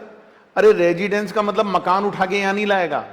रेजिडेंस ट्रांसफर करने का मतलब होता है माय डियर फ्रेंड कि कोई बंदा जो इंडिया के बाहर किसी प्रोफेशन में इंगेज्ड है, कोई भी पर्सन जो इंडिया के बाहर किसी प्रोफेशन में इंगेज है, इंडिया के बाहर इंगेज है वो, है ना, और is transferring his residence to India, और वो बंदा डियर अपने रेजिडेंस को इंडिया में ट्रांसफर कर रहा है। मतलब वो कई सालों से इंडिया के बाहर रह रहा था, वो एक प्रोफेशनल पर्सन था, और वो बहुत समय से डियर इंडिया के बाहर रह रहा था, है ना। तो जब कोई भी बंदा इंडिया के बाहर रह रहा हो और बाद में वो अपने को परमानेंटली इंडिया में सेटल करना चाहता है, तो डियर मुझे एक बात बताओ, वहां पर उसने एक अलग दुनिया बसा ली होगी। अरे जब आप इंडिया के बाहर रह रहे हो तो आप वहां पर एक अलग दुनिया बसाकर बैठे होंगे डियर। तो आपको इंडिया में जब आप आओगे ना माय डियर फ्रेंड, आप अपना रेजिडेंस कहां ट्रांसफर करोगे? इंडिया में ट्रांसफर करोगे। तो आप कितना ड्यूटी फ्री ला सकते हो, आप कितने गुड्स को ड्यूटी फ्री ला सकते हो, you should be very careful. अच्छा दोस्तों मैं आपको एक बात और बताऊं, कोई भी प्रोफेशनल पर्सन जो इंडिया के बाहर एब्रॉड था और अब वो इंडिया में अपने रेजिडेंस को ट्रांसफर कर रहा है, तो मैं बता दूं डियर, वहां पर जो एग्जम्पशन का क्राइटेरिया है वो क्या है? एग्जम्पशन का क्राइटेरिया क्या है दोस्तों? This allowance would be in addition to, this allowance would be in addition to general duty free baggage. This allowance would be in addition to general duty free baggage. General duty free baggage allowance under rule 3-4। मतलब आप जो rule 3-4 में limit पढ़कर आए हो ना, वो तो आप ला ही सकते हो डियर, उसके अलावा और अदर बेनिफिट्स मिलेंगे आपको। तो मैं आपको यह कहना चाह रहा हूं डियर कि रूल नंबर 6 रूल 3-4 को रिप्लेस नहीं कर रहा, it is in addition to. दोस्तों यहां पर एडिशन है अलग से, कि जब आप रूल नंबर 6 में अपने रेजिडेंस को ट्रांसफर करते हो, दोस्तों जब आप रेजिडेंस को ट्रांसफर करते हो अंडर रूल नंबर 6, तो जो लिमिट आप लोगों को रूल नंबर 3 और रूल नंबर 4 में बताई है, वो लिमिट तो है ही डियर, उसके अलावा आपको अदर बेनिफिट्स भी मिलेंगे। अच्छा सर, वो अदर बेनिफिट्स क्या मिलेंगे? वो डियर आप लोगों को रूल नंबर 6 में बताए गए हैं। सर वो अदर बेनिफिट्स बताओ ना, क्या है वो अदर बेनिफिट्स? बताता हूं डियर। दोस्तों, अगर आप इंडिया के बाहर 3 मंथ से लेकर 6 मंथ्स रहकर आए हो, your duration of stay abroad, your duration of stay abroad is from 3 months to 6 months. अगर आपने इंडिया के बाहर 3 महीने से 6 महीने बिताए हैं, 3 महीने से लेकर और 6 महीने तक अगर आप इंडिया के बाहर रहे हो और आप अगर इंडिया में लौट कर आते हो डियर, तो सुनो डियर, मेरी बात सुनो। Your duration of stay abroad from 3 months up to 6 months. तो मैं आपको एक बात बताना चाहूंगा, आप पर्सनल चीजें तो ला ही सकते हो, हाउस होल्ड आर्टिकल्स भी ला सकते हो, personal and household articles आप ला सकते हो ड्यूटी फ्री, है ना? बिल्कुल ला सकते हो, बिल्कुल ला सकते हो। Other than those mentioned in annexure 1 annexure 2, मतलब आप पर्सनल और हाउस होल्ड आर्टिकल तो लाओ, कोई दिक्कत नहीं है, कितने भी लाओ, कोई परेशानी नहीं है डियर। लेकिन वो जो आपके personal and household articles हैं, they are not mentioned in annexure 1 and 2। आप अनेक्सर और 1 और 2 वाली चीजें अगर लाओगे ना डियर, तो हम आपको रूल 6 में बेनिफिट नहीं देंगे। बाकी आप आर्टिकल्स ला सकते हो which are mentioned in annexure number 3, कोई दिक्कत नहीं है, अप टू 60,000। मतलब आपको जो रूल 3 और आइदर रूल 4 में जो बेनिफिट मिलेगा वो तो मिलना ही है, वो तो मिलना ही है dear. In addition to these rules you can brought in to India articles up to 60,000 duty free, है ना? लेकिन वो जो 60,000 का एडिशनल लिमिट है डियर, उसमें annexure 1 and 2 is not covered, annexure 3 is covered but 1 and 2 is not covered. इसका मतलब अगर आप अनेक्सर 1 और 2 की चीजें लेकर आओगे तो डियर आपको इस एडिशनल 60,000 का बेनिफिट नहीं मिलेगा, और अनेक्सर 1 की चीजों का तो 3 और 4 में भी कोई बेनिफिट नहीं मिलता। तो सर कंडीशंस है क्या कोई? बिल्कुल है डियर। इंडियन पैसेंजर होना चाहिए, वो बंदा इंडिया का पैसेंजर होना चाहिए। और मैं बता दूं dear, annexure 1 we have already discuss, लेकिन अब मैं आप लोगों को अनेक्सर नंबर 2 और अनेक्सर नंबर 3 भी पढ़ाऊंगा। और दोस्तों अनेक्सर नंबर 2 और अनेक्सर नंबर 3 क्या है, ये भी मैं आप लोगों को बताऊंगा। चलिए जी, we will discuss annexure number 2 and annexure number 3। दोस्तों अनेक्सर नंबर 2 और अनेक्सर नंबर 3 क्या है? सुनो मेरी बात बहुत ध्यान से। अगर मैं अनेक्सर नंबर 2 की बात करूं, अगर दोस्तों मैं अनेक्सर नंबर 2 की बात करूं, तो दोस्तों ये जो एनेक्सर नंबर 2 होता है, एनेक्सर नंबर 2 रूल 6, सी रूल 6, इसमें एक तो कलर टीवी आता है, इसमें वीडियो होम थिएटर आता है, इसमें डिश वॉशर आता है, इसमें डोमेस्टिक रेफ्रिजरेटर आता है जो कि अबाउट 300 लीटर होना चाहिए, बड़ा फ्रिज 300 लीटर से ज्यादा का, डीप फ्रीजर आता है, इसमें वीडियो कैमरा और the combination of any such video camera, है ना, विद 1 और more of the following goods. इसमें वीडियो कैमरा भी आता है डियर, वीडियो कैमरा और the combination of any of such video camera with 1 और more of the following goods, है ना। टेलीविजन रिसीवर हो गया, साउंड रिकॉर्डिंग, रिप्रोड्यूसिंग, ये जो वो सब जो शूटिंग करने वालों की चीजें होती है, video reproducing apparatus, cinematographic films of 35 mm and above. Cinematographic films dear आजकल यूज नहीं होती है, आजकल तो मेमोरी कार्ड होता है, सब कुछ उसी में रिकॉर्ड हो जाता है। Gold silver in any form other than ornaments, because ornaments का रूल अलग है। तो डियर ये वो आइटम है जो कि अनेक्सर 2 में है, और आप अगर अनेक्सर 2 वाले गुड्स लाओगे तो आपको 3 और 4 में तो बेनिफिट मिलेगा, लेकिन जो आप एडिशनल बेनिफिट रूल नंबर 6 में लेना चाहते हो वो आपको नहीं मिल पाएगा। ओके, नहीं मिल पाएगा। अच्छा दोस्तों, अनेक्सर जो 3 वाले आइटम्स हैं, अनेक्सर 3, वो आप रूल 3 और 4 में ला सकते हो, as well as rule number 6 में भी ला सकते हो। लेकिन डियर कहां तक? Up to 60,000, up to 60,000। क्या आता है इसमें? Video cassette recorder, video cassette player, television receiver, digital video disc, music system, AC, microwave oven. क्योंकि डियर बाहर लोग जाते हैं तो ये चीजें उनको वहां खरीदनी पड़ती है, बिकॉज दे आर प्रोफेशनल्स।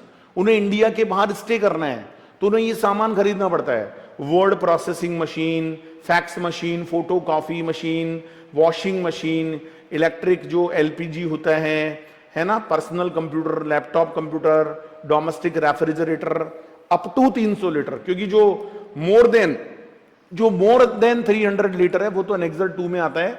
तो दोस्तों ये गुड्स आप इंडिया के बाहर से ला सकते हो।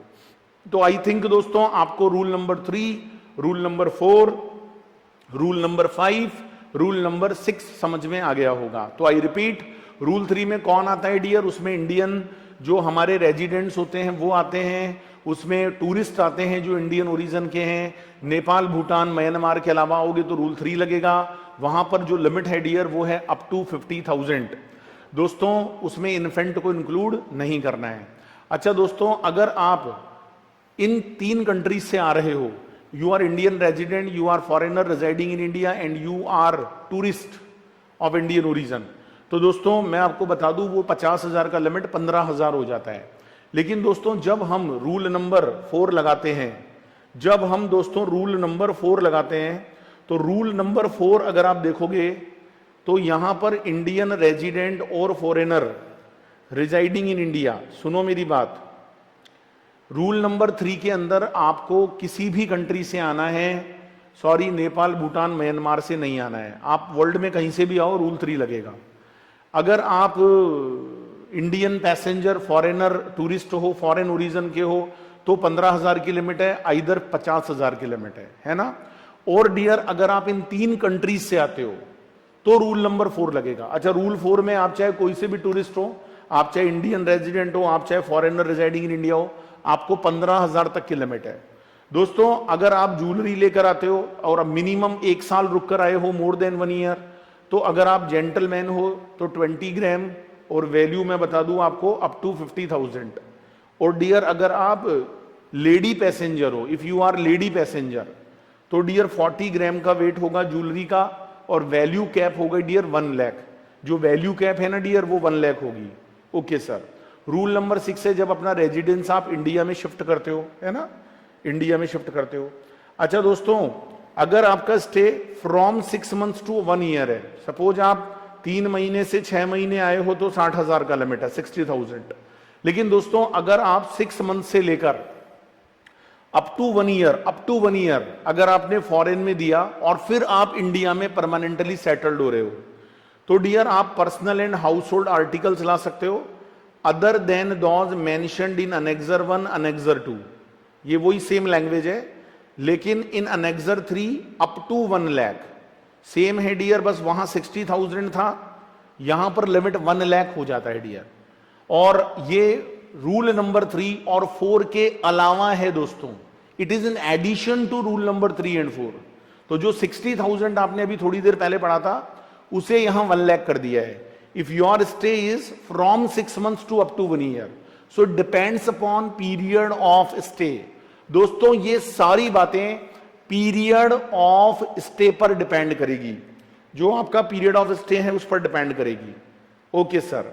अच्छा दोस्तों, अगर मिनिमम स्टे ऑफ 1 ईयर है, minimum stay of 1 year during the preceding 2 years, आप अगर पिछले 2 साल में मिनिमम 1 साल इंडिया में रहे, मतलब इंडिया के बाहर रहे हो, मतलब लास्ट 2 ईयर्स जो आपके बिल्कुल लेटेस्ट लास्ट 2 ईयर्स हैं, उसमें आपने अगर मिनिमम 1 ईयर अगर आप इंडिया के बाहर रहे हो सकता है बीच में आप कभी कभी इंडिया आए होंगे, लेकिन your total stay outside India is minimum 1 year, तो दोस्तों लैंग्वेज इज टोटली सेम।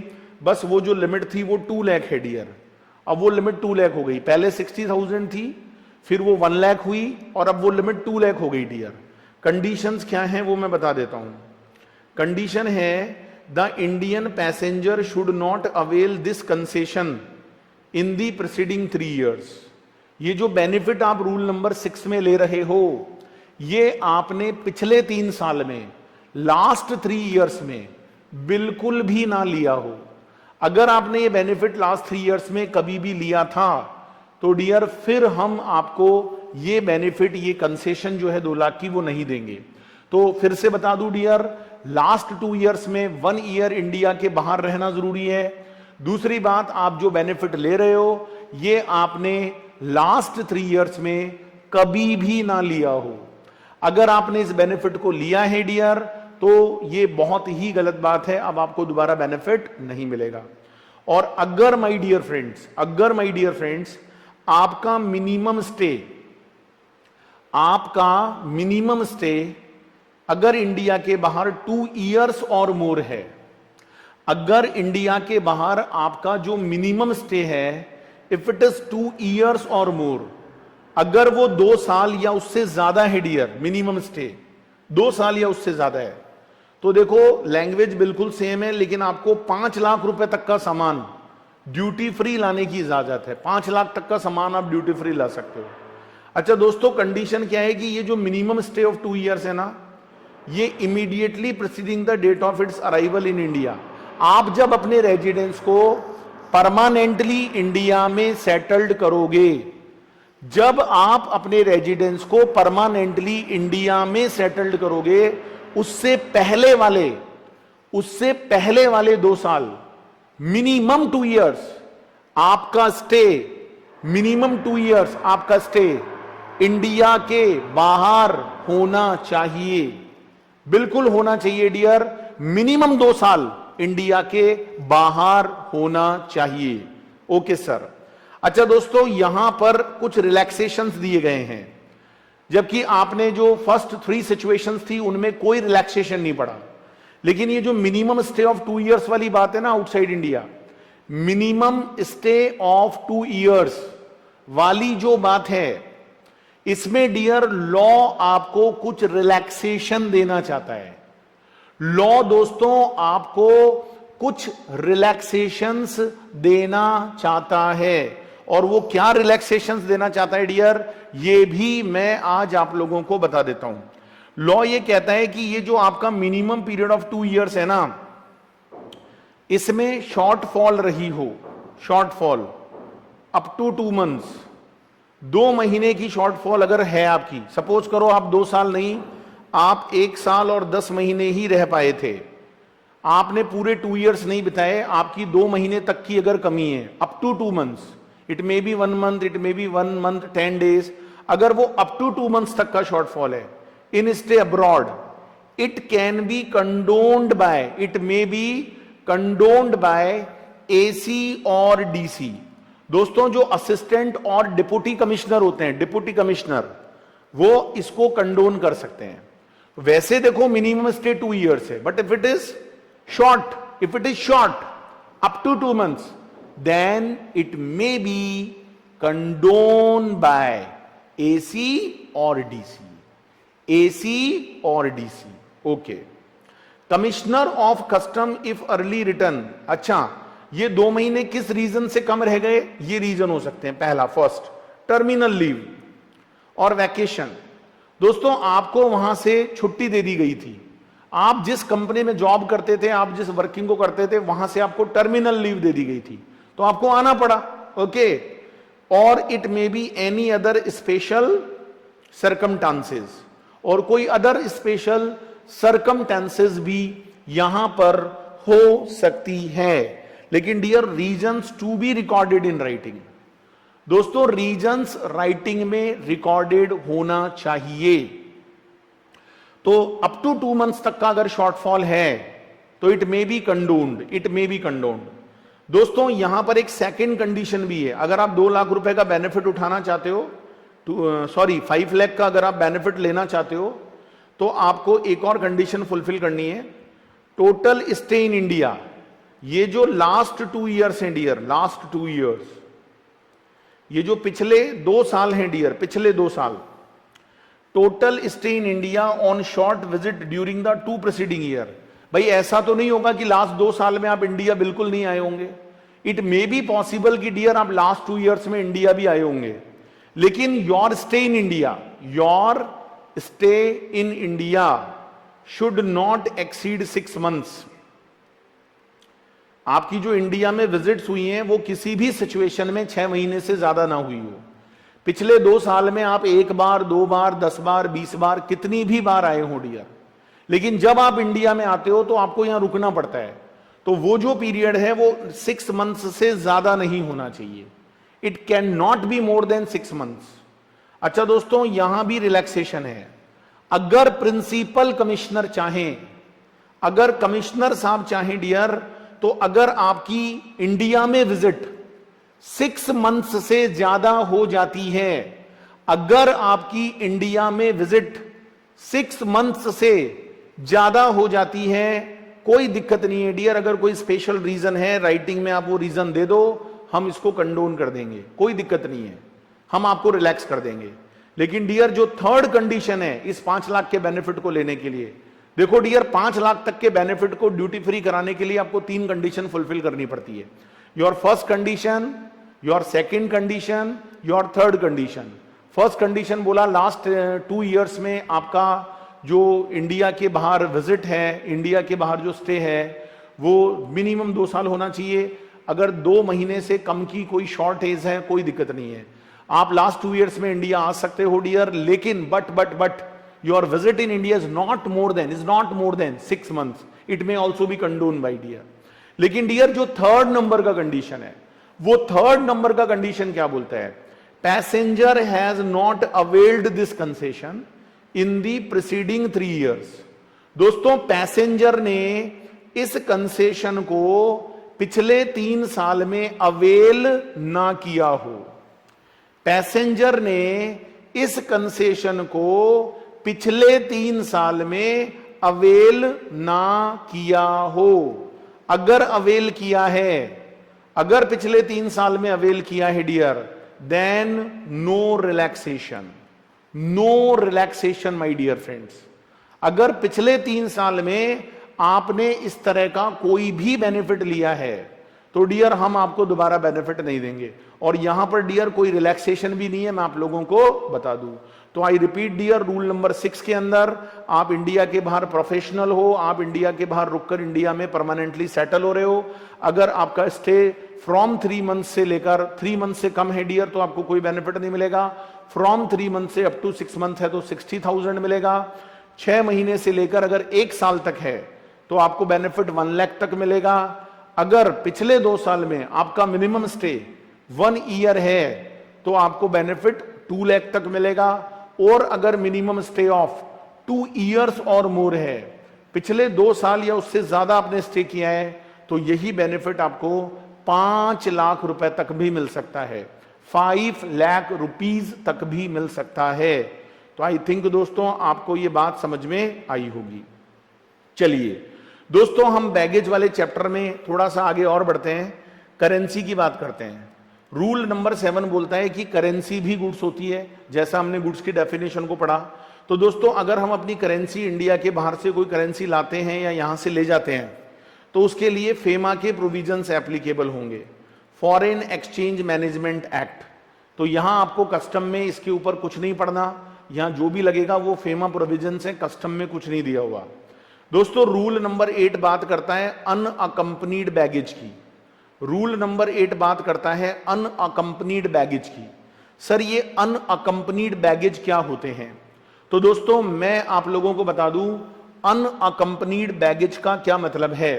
दोस्तों, ये जो अनअकम्पनीड बैगेज होते हैं that is given in rule number 8। तो सबसे पहले डियर, अनअकम्पनीड बैगेज क्या है? दोस्तों, ये वो बैगेज है जो पैसेंजर अपने साथ कैरी नहीं करता। मैं फिर रिपीट कर रहा हूं, unaccompanied baggage is a baggage which is not carried on by the passenger. Passenger उसे अपने साथ लेकर नहीं आता। दोस्तों जिस बैगेज को पैसेंजर अपने साथ लेकर नहीं आया है हम उसको बोलेंगे अनअकंपनीड बैगेज, हम उसको अनअकंपनीड बैगेज बोलेंगे, है ना। Unless specifically excluded, unless specifically excluded. सुनो डियर मेरी बात को, जो अनअकंपनीड बैगेज होता है डियर, जो उसके पोजीशन में था इंडिया के बाहर, और दोस्तों अगर वो डिस्पैच होता है, सुनो आपने अभी तक जितने भी रूल पढ़े हैं 3, 4, 5, 6, 7 जो भी पढ़े हैं, वो जितने भी अबव रूल्स हैं डियर, जितने भी अबव रूल्स हैं, वो सारे above rules, all the above rules will be applicable. आपने अभी तक जितने भी रूल्स पढ़े हैं डियर, जितने भी रूल्स आपने पढ़े हैं, वो सारे रूल्स एप्लीकेबल होते हैं। जितने भी रूल्स आप अभी तक पढ़े हो वो सारे रूल्स एप्लीकेबल होते हैं अनअकंपनीड बैगेज पर। जो अनअकंपनीड बैगेज होता है ना डियर, उन पर भी ये रूल्स एप्लीकेबल होते हैं। तो मैं आपको बताना चाहूंगा डियर, उन पर भी ये रूल्स एप्लीकेबल होते हैं। यस इट इज एप्लीकेबल, ये वहां पर भी एप्लीकेबल होते हैं। दोस्तों एक बात और बताना चाहूंगा आपको, ये रूल्स कब एप्लीकेबल होते हैं? Unless specifically excluded. देखो अगर गवर्नमेंट ही कुछ अलग नोटिफिकेशन निकाल दे तो बात अलग है। ये तब एप्लीकेबल होते हैं if unaccompanied baggage has been in possession abroad of the passenger, जब अनअकंपनीड बैगेज उस पैसेंजर के साथ इंडिया के बाहर रहा हो and it is dispatch with in 1 month of his arrival in India. अरे भाई कोई बंदा इंडिया में 1 जुलाई 2019 को आ गया, 1 जुलाई 2019 को, तो वो जो अनअकंपनीड बैगेज है वो उसको आने के बाद 1 month में आ जाना चाहिए। जो अनअकंपनीड बैगेज है डियर, जो यात्री के पैसेंजर के साथ नहीं आया है, वो उसके अराइवल के 1 महीने में अगर आ जाता है और further period, it may be extended also by the deputy और असिस्टेंट कमिश्नर, तो 1 महीने या जो फर्दर एक्सटेंडेड पीरियड है अगर उसमें वो आ जाता है डियर, तो आपने जितने रूल्स अभी तक पढ़े हैं बैगेज के लिए वो सारे रूल्स डियर अनअकंपनीड बैगेज पर भी एप्लीकेबल होंगे। वो सारे रूल्स डियर अनअकंपनीड बैगेज पर भी एप्लीकेबल होंगे। Okay sir.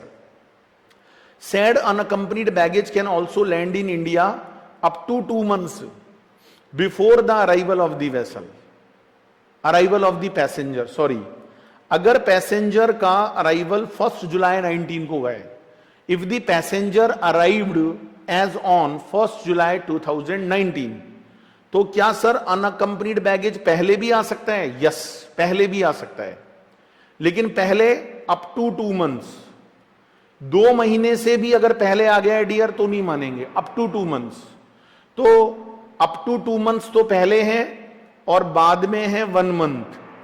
पहले वाला 2 महीना, बाद वाला 1 महीना।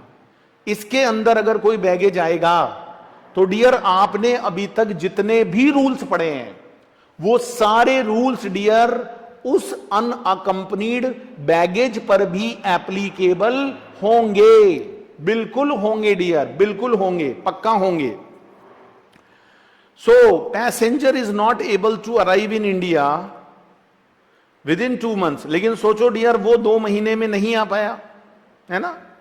सपोज करो डियर सामान तो आ गया था लेकिन कोई ऐसी सिचुएशन हो गई जैसे भी कोरोना चल रहा है, कोविड-19, जो उसके कंट्रोल के बियॉन्ड है। अरे भाई फ्लाइट्स ही बंद हो गई इंटरनेशनल, कोई सडन इलनेस हो गई, कोई नेचुरल कैलामिटी हो गई, कोई डिस्टर्बेंस हो गया और वो बंदा नहीं आ पाया, तो आप तो कह दोगे कि जी भाई सामान तो बहुत पहले आ गया था, आप लेट कैसे आए हो, हम आपको नहीं मानेंगे। नहीं डियर, ऐसी सिचुएशंस में डिप्टी और असिस्टेंट कमिश्नर एक्सटेंड कर सकते हैं इस पीरियड को 2 months से लेकर up to maximum 1 year, up to maximum 1 year। मतलब वैसे तो 2 महीने का टाइम होता है अप टू 2 months, लेकिन सपोज करो इस 2 महीने को 1 year तक, मतलब 1 जुलाई 19 का मतलब हो गया जी 1 जुलाई 2018। इस पीरियड में भी डियर कोई दिक्कत वाली बात नहीं है। अगर कोई गुड्स आ गया है तो हम आपको कवर कर लेंगे। तो वैसे तो डियर अप टू 2 months में आपका गुड्स आना चाहिए, ज्यादा पहले आया हुआ होगा तो नहीं मानेंगे, लेकिन डियर अगर आप किसी रीजन से नहीं आ पाए और 2 महीने की टाइम एक्सपायर हो गई तो उसे ऑफिसर बढ़ा सकता है डियर, है ना। आई थिंक दोस्तों आप मेरी बात को समझ गए होंगे। और last rule dear baggage rules में जो हम पढ़ने जा रहे हैं that is called crew baggage, rule number 9। दोस्तों ये जो क्रू होते हैं, क्रू मेंबर्स होते हैं, जैसे एयर हॉस्टेस होती है डियर एयरक्राफ्ट में, मुझे पता है आप क्या सुनना चाहते हो, पायलट्स होते हैं उसके अंदर, है ना, they are called crew members. दोस्तों ये जो क्रू मेंबर्स होते हैं जो किसी फॉरेन गोइंग कन्वेंस में काम करते हैं, तो ये तो भाई रोज कुछ ना कुछ लेकर आते होंगे वहां से, क्योंकि इनको तो रोज बाहर जाना होता है। तो डियर ये अपने साथ इंडिया में जब भी बैगेज लाएंगे तो ये सारे बैगेज रूल्स एप्लीकेबल होंगे if they are finally paid off और टर्मिनेशन ऑफ देयर एंगेजमेंट। अरे भाई इन्होंने कोई इंटरनेशनल फ्लाइट में इनको लगा रखा था, तो ये जैसे ही एयरपोर्ट को टर्मिनेट करेंगे, वहां से बाहर निकलेंगे, है ना, फाइनली अपनी ड्यूटी को फ्री करेंगे, तो ये जितने भी बैगेज रूल्स हैं डियर इनके ऊपर भी एप्लीकेबल होंगे। लेकिन जो अदर क्रू मेंबर्स होते हैं ऑफ द वेसल और एयरक्राफ्ट्स, जो अदर क्रू मेंबर्स होते हैं ना वेसल और एयरक्राफ्ट्स के, will be allowed to bring, अगर वो कोई छोटी मोटी चॉकलेट है, कोई चीज है, कॉस्मेटिक्स हैं, अदर छोटे छोटे पिटी गिफ्ट्स हैं, अपने पर्सनल फैमिली यूज के लिए लाना चाहते हैं तो ला सकते हैं डियर, कोई दिक्कत नहीं है। For a value not exceeding 1500, 1500 रुपए से ज्यादा का छोटा मोटा सामान लाएंगे कोई दिक्कत नहीं है, टॉफी चॉकलेट ला ही सकते हैं भाई बाहर से बच्चों के लिए। दोस्तों यहां जो फैमिली वर्ड बार बार आ रहा है, फैमिली, यहां फैमिली का मतलब वो नहीं है भाई बहन, वो नहीं है, फैमिली का मतलब है ऑल पर्सन्स। यहां फैमिली का मतलब ऑल पर्सन से है, जो कि उसी घर में रहते हो, सेम, मतलब नौकर भी अगर रहते हैं ना, सर्वेंट्स भी, तो सर्वेंट्स को भी फैमिली माना जाएगा। And form part of the same domestic establishment, आपके घर पे जितने सदस्य रहते हैं वो सब फैमिली है यहां पर, क्योंकि डियर फैमिली की डेफिनेशन भी बार बार चेंज होती है। ओके सर, अच्छा अनेक्सर 1 2 3 मैंने आपको बता दिया। तो दोस्तों इस तरीके से हमारे बैगेज रूल्स कंप्लीट हो जाते हैं। देखिए एक इलस्ट्रेशन नंबर 3 है, हम इसका एक बार छोटा सा प्रैक्टिस करके देखते हैं, क्या हम क्वेश्चंस को सॉल्व कर पाते हैं क्या। उसके बाद डियर मैं आपको बाकी क्वेश्चंस प्रैक्टिस के लिए दूंगा। मिस्टर सुजॉय इंडियन एंटरप्रेन्योर है, went to London to explore new business opportunities, है ना, इंडिया के बाहर गए 1 अप्रैल 16 को। His wife also join him in London, उनकी वाइफ भी चली गई आफ्टर 3 months, वो भी वहां चली गई लंदन में। The following details are submitted by them, अच्छा वो दोनों वापस इंडिया में आए होंगे, रिटर्न टू इंडिया। अच्छा दोनों कब लौट कर आए, 15 अप्रैल 2017 को। अपने साथ क्या लाए, यूज पर्सनल इफेक्ट्स, ये तो अपना पर्सनल सामान लेकर आए हैं, जो भी उनके रोजमर्रा में जो डेली रूटीन गुड्स होते हैं। 2 म्यूजिक सिस्टम लाए हैं, वाओ, ईच वर्थ 50,000, एक 50,000 का है डियर, तो 50,000 के 2 लाए हैं, मतलब 1 लाख के। ओके, ज्वेलरी मिस्टर सुजॉय मतलब मेल 48,000 की लाया है, और वेट भी 20 ग्राम है, कोई दिक्कत नहीं है। And jewellery brought by his wife worth 96,000, ये 40 ग्राम है। लेकिन दोस्तों याद रखना, जब आप रूल 6 में ज्वेलरी के बारे में पढ़ते हो तो वहां इंडिया के बाहर 1 ईयर का स्टे जरूरी होता है।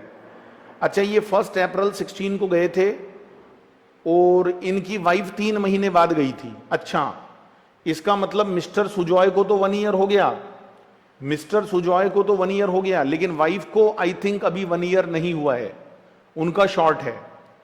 तो चलो देखना पड़ेगा dear. With reference to baggage rules 2016 determine whether mister and miss Sujoy will be required to pay any custom duty, आपको कस्टम ड्यूटी निकालनी है अगर कुछ एप्लीकेबल है तो। दोस्तों इस तरह के प्रैक्टिकल क्वेश्चन 4 to 5 मार्क्स के एग्जाम में आ जाते हैं। दोस्तों ये बंदा इंडिया के बाहर गया है, लंदन गया है, लंदन से आ रहा है, तो पहली बात तो डियर जब आप लंदन से आओगे तो रूल 3 लगेगा, न कि रूल 4 लगेगा, बिकॉज वो नेपाल, भूटान, म्यांमार के केस में लगता है। यहां पर आप लंदन से आ रहे हो तो पहले आपको ये रूल आइडेंटिफाई करना है कि कौन से रूल में आप कवर होते हो। So you are covering in rule number 3। अच्छा दोस्तों रूल 3 में जब आप आते हो तो इंडिया के बाहर से अपना पर्सनल सामान तो ला ही सकते हो, उसमें तो कोई दिक्कत नहीं है। बाकी आप कोई भी गुड्स अगर लाओगे तो 50,000 तक आपको ड्यूटी नहीं देनी पड़ेगी। अच्छा दोस्तों जो सामान है उसकी पूलिंग नहीं होती है, इंडिविजुअल सामान काउंट होगा। तो देखो सबसे पहले लिखा है पर्सनल इफेक्ट और ट्रैवल सॉविनियर्स जो होते हैं, भाई यात्रा में जो काम आने वाली चीजें होती है, और जो आपके यूज्ड पर्सनल इफेक्ट्स होते हैं, देखो वो तो कितने भी हो सकते हैं, उन पे तो कोई ड्यूटी नहीं है। They are not liable for duty. बाकी अगर आप कोई जनरल फ्री अलाउंस लेकर आओगे, जनरल ड्यूटी फ्री बैगेज, वो 50,000 पर पैसेंजर एग्जेम्प्ट होता है, लेकिन इसमें वो आइटम नहीं होने चाहिए जो शेड्यूल नंबर 1 में है। ध्यान रखना, अगर शेड्यूल 1 वाला आइटम है तो हम उस पर 50,000 का आपको बेनिफिट नहीं देंगे। अब सपोज करो जी मिस्टर सुजॉय और उनकी वाइफ जो लाई है वो पर्सनल इफेक्ट्स लाए हैं वर्थ 80,000, तो 80,000 पर तो कोई ड्यूटी नहीं लगेगी, पर्सनल इफेक्ट तो कितना भी हो सकता है। लेकिन वो लोग 2 म्यूजिक सिस्टम लाए हैं, ईच वर्थ 50,000। अच्छा दोस्तों, मैं जहां तक समझता हूं म्यूजिक जो सिस्टम होता है, म्यूजिक सिस्टम, वो शेड्यूल नंबर 1 में नहीं आता। देखो अनेक्सर 1, सॉरी शेड्यूल नहीं, अनेक्सर 1, इसमें कहीं म्यूजिक सिस्टम का नाम नहीं है। इसका मतलब आप म्यूजिक सिस्टम ला सकते हो, उस पर आपको एग्जम्पशन भी मिलेगी, ठीक है। अच्छा दोस्तों, आप जो म्यूजिक सिस्टम लाए हो वो कितने का लाए हो? 50,000 का एक है। अच्छा लिमिट भी 50,000 है। अच्छा दोनों की अलग अलग लिमिट है 50-50, तो उस पर भी ड्यूटी नहीं लगेगी। दोस्तों वो लोग ज्वेलरी भी लाए हैं। अच्छा ज्वेलरी पर रूल 5 है, जेंटलमैन पैसेंजर लाता है कोई दिक्कत नहीं है, रूल्स आपने पढ़ रखे हैं, 20 ग्राम अप टू 50,000। लेडी पैसेंजर में 40 ग्राम अप टू 1 लाख आपको रूल लिखना पड़ेगा। लेकिन डियर ज्वेलरी एग्जम्पशन तभी मिलेगा जब आपका इंडिया के बाहर मोर देन 1 ईयर का स्टे हो। तो दोस्तों मिस्टर सुजॉय का तो स्टे हो रहा है 1 ईयर से ज्यादा, है ना, लेकिन उनकी वाइफ का नहीं हो रहा। अच्छा मिस्टर सुजॉय जो लाए हैं डियर वो 20 ग्राम ही लाए हैं देखो, और वैल्यू भी 50,000 से कम है, तो मिस्टर सुजॉय को ड्यूटी नहीं देनी पड़ेगी ज्वेलरी पर। लेकिन डियर उनकी जो वाइफ है वो नॉट एलिजिबल है फॉर दिस एडिशनल ज्वेलरी, सो उसे ड्यूटी देनी पड़ेगी, है ना, और शी हैज टू पे custom duty on the entire amount of jewellery. Jewellery के इंटायर अमाउंट पे ड्यूटी लगेगी डियर, उनको एग्जम्पशन नहीं मिलेगा। मतलब पूरे 96,000 पर मिस सुजॉय ड्यूटी देगी, मिस सुजॉय ड्यूटी देगी, क्योंकि 1 ईयर वाला कंडीशन फुलफिल नहीं हो रहा, है ना। So she has to pay the custom duty on entire amount of jewellery brought by her, as she has already exhausted the general duty free allowance of 50,000 allowed under rule number 3। अच्छा दोस्तों, rule number 3 का जो limit है वो उनका exhaust हो चुका है। अच्छा मुझे एक बात बताओ डियर, रूल नंबर 3 में आप जो भी चीज लेकर आते हो क्या उसमें ज्वेलरी को इंक्लूड माना जाता है? क्या उसमें ज्वेलरी को इंक्लूड माना जाता है? हाँ माना जाता है, अप टू 50,000 आप कुछ भी ला सकते हो, पर्सनल इफेक्ट्स को छोड़ दो, है ना। अच्छा पर्सनल इफेक्ट्स में ज्वेलरी को नहीं मानते हैं, ठीक है जी, ज्वेलरी को मत मानो। पर्सनल इफेक्ट्स को मैंने डिफाइन किया था, ये देखो पर्सनल इफेक्ट जो होता है ना उसमें jewellery is not covered, personal effect में ज्वेलरी कवर नहीं होती है। तो सुनो डियर, मेरी बात सुनो, प्रॉब्लम क्या हो रही है डियर कि जो मिस्टर सुजॉय है देखो उनके तो कोई ड्यूटी नहीं लगेगी। Why mister Sujoy is not liable for duty? क्योंकि डियर वो रूल 3 में भी लाए हैं, वो रूल नंबर जो अपना रूल नंबर 5 है उसमें भी उनको बेनिफिट मिल जाएगा क्योंकि उन्होंने सारी कंडीशन फुलफिल की। मिसेस सुजॉय क्या कर सकती थी? मिसेस सुजॉय के रूल नंबर 3 तो लगेगा लेकिन उनके रूल नंबर 5 नहीं लगेगा। वाई? क्योंकि उन्होंने रूल 5 का कंडीशन फुलफिल नहीं किया।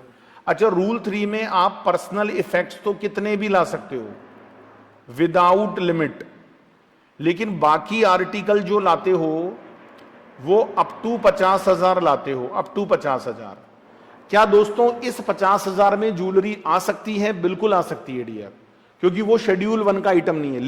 लेकिन बट मिस सुजॉय ऑलरेडी इस लिमिट को एग्जॉस्ट कर चुकी है, म्यूजिक सिस्टम में काम आ गई ये लिमिट, तो इसका मतलब ज्वेलरी के लिए कोई लिमिट नहीं बची है मिसेस सुजॉय के पास। सो Mrs Sujoy has to pay duty on the entire amount of jewellery.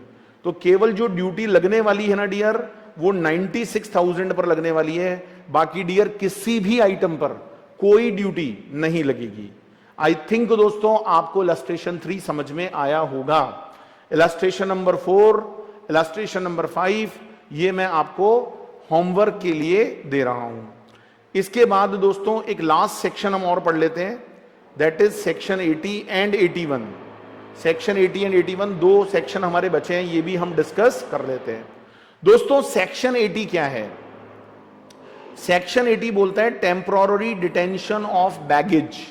Temporary detention of baggage. सुनो डियर, सपोज करो आप यूएसए से इंडिया में आ गए हो और आप जस्ट कोई मीटिंग के लिए आए हो डियर, मीटिंग, इंडिया में आपको कोई मीटिंग अटेंड करनी है और आप यूएसए से जब जल्दीबाजी में आए तो आप कुछ ऐसी चीजें लेकर आ गए जिन पर इंडिया में क्या लगती है, इंपोर्ट ड्यूटी लगती है, इंपोर्ट ड्यूटी।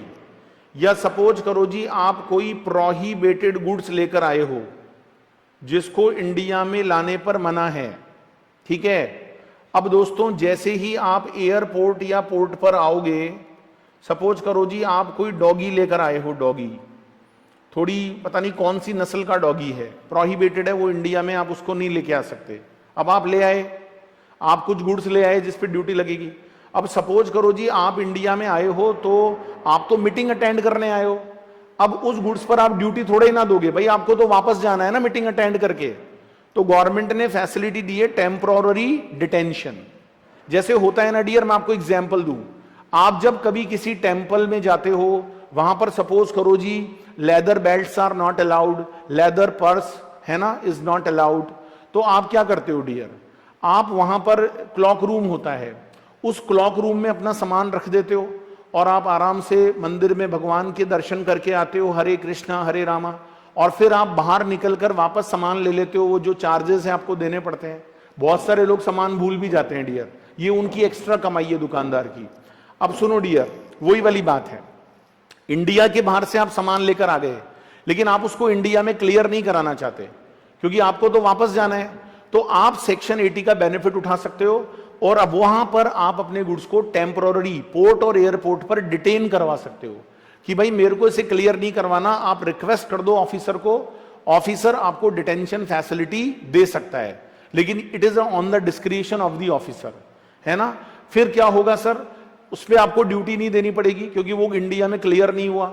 हाँ, जो भी चार्जेस हैं डिटेन करने के यू हैव टू पे, लेकिन फिर क्या होगा, फिर जब आप वापस जाओगे, फिर जब आप वापस इंडिया से जाओगे तब आप उन्हें अपने साथ लेकर चले जाना, और आप नहीं ले जाना चाहो तो आप अपना कोई एजेंट अपॉइंट कर दो, वो एजेंट ले जाएगा। तो कुल मिलाकर डियर ये एक डिटेंशन फैसिलिटी है कि अगर आप इंडिया के बाहर से कोई ऐसा गुड्स लेकर आए हो जिसे आपको ड्यूटी देना है या वो प्रोहिबिटेड है और आप उसको इंडिया में क्लियर नहीं करा सकते, नहीं कराना चाहते, तो आप उसको पोर्ट या एयरपोर्ट पे डिटेन करा सकते हो। तो ये सारी बात डियर इस सेक्शन में मेंशन्ड है। आई थिंक दोस्तों आप इसको एक बार जरूर रीड आउट करेंगे, यही लिखा है इसमें, है ना। अच्छा, आपको डिक्लेरेशन देनी पड़ेगी, अगर आपने गलत डिक्लेरेशन दी है तो आपके गुड्स को कॉन्फिस्केट भी किया जा सकता है। ओके, सेक्शन 81 क्या कहता है dear, regulation in respect of baggage. Baggage के बारे में यहां पर रेगुलेशंस बनाए गए हैं। रेगुलेशन में क्या क्या बताया गया है कि जो बैगेज होता है उसके कंटेंट्स को कैसे डिक्लेयर करते हैं, ये बात रेगुलेशन में लिखी हुई है, उसका क्या फॉर्मेट होता है। अच्छा, उसका एग्जामिनेशन कैसे होगा, उस पर ड्यूटी कैसे लगाई जाएगी, बैगेज को क्लियर कैसे कराया जाएगा, ये भी बैगेज के रेगुलेशंस में लिखा है। दोस्तों बैगेज का अगर ट्रांजिट और ट्रांसशिपमेंट करना हो, ट्रांजिट और transshipment you know very well, अगर वो सेम वेसल में आगे जाता है तो ट्रांजिट बोलते हैं, अगर वो सेम कन्वेंस में नहीं जाता, कन्वेंस चेंज होता है तो हम उसको ट्रांसशिपमेंट बोलते हैं। तो अगर बैगेज को हमें ट्रांजिट और ट्रांसशिपमेंट करना हो to a place outside India, तो what will be the procedure, that is given in regulation. और रेगुलेशंस आपको नहीं पढ़ने हैं डियर, रेगुलेशन आपको नहीं पढ़ने हैं, रेगुलेशन आपके मॉड्यूल में स्टडी मटेरियल में भी नहीं है। दोस्तों एक बैगेज डिक्लेरेशन फॉर्म होता है, जब भी आप इंडिया के बाहर से आते हो और अगर आपको ग्रीन चैनल से नहीं जाना, रेड चैनल से जाना है, तो आपको वहां पर एक बैगेज डिक्लेरेशन फॉर्म भरना होता है। और कई इंटरनेशनल फ्लाइट्स में तो डियर ये डिक्लेरेशन फॉर्म आपको ऑन बोर्ड ही दे दिया जाता है जब आप फ्लाइट में यात्रा कर रहे होते हो, ताकि आपका टाइम वेस्ट ना हो। इस डिक्लेरेशन फॉर्म में आपको डिटेल्स देनी होती है ना, उन पैसेंजर्स को जो इंडिया के बाहर से आए हैं। लेकिन डियर मुझे एक बात बताओ, उन्हीं पैसेंजर को भरनी है ना जो इंडिया के बाहर से आए हैं और जो ड्यूटीएबल गुड्स लेकर आए हैं, कोई प्रोहिबिटेड गुड्स है उनके पास, तो उन्हें ही डिक्लेयर करना है और किसी को तो डिक्लेयर नहीं करना।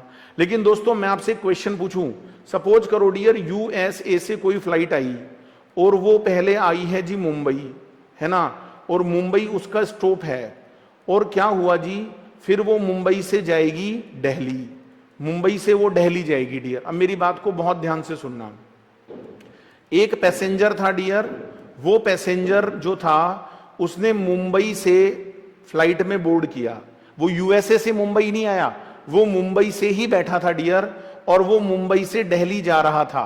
तो ये थी तो international flight, it is international flight dear. लेकिन डियर जो पैसेंजर मुंबई से डिपार्ट किया, मुंबई से उसने एक तरह से मतलब उसने चेक इन किया और वो दिल्ली चेकआउट करेगा। मुझे बताओ डियर, दिल से बताओ, क्या उसे भी बैगेज डिक्लेरेशन फॉर्म भरना है? डियर उसको नहीं भरना। It may B international flight, लेकिन उसका क्या मतलब है बैगेज डिक्लेरेशन फॉर्म से? वो कौन सा इंडिया के बाहर से आया है? वो तो भाई इंडिया में ही चढ़ा है, इंडिया में उतर रहा है, उसको थोड़ी बैगेज डिक्लेरेशन फॉर्म भरना है।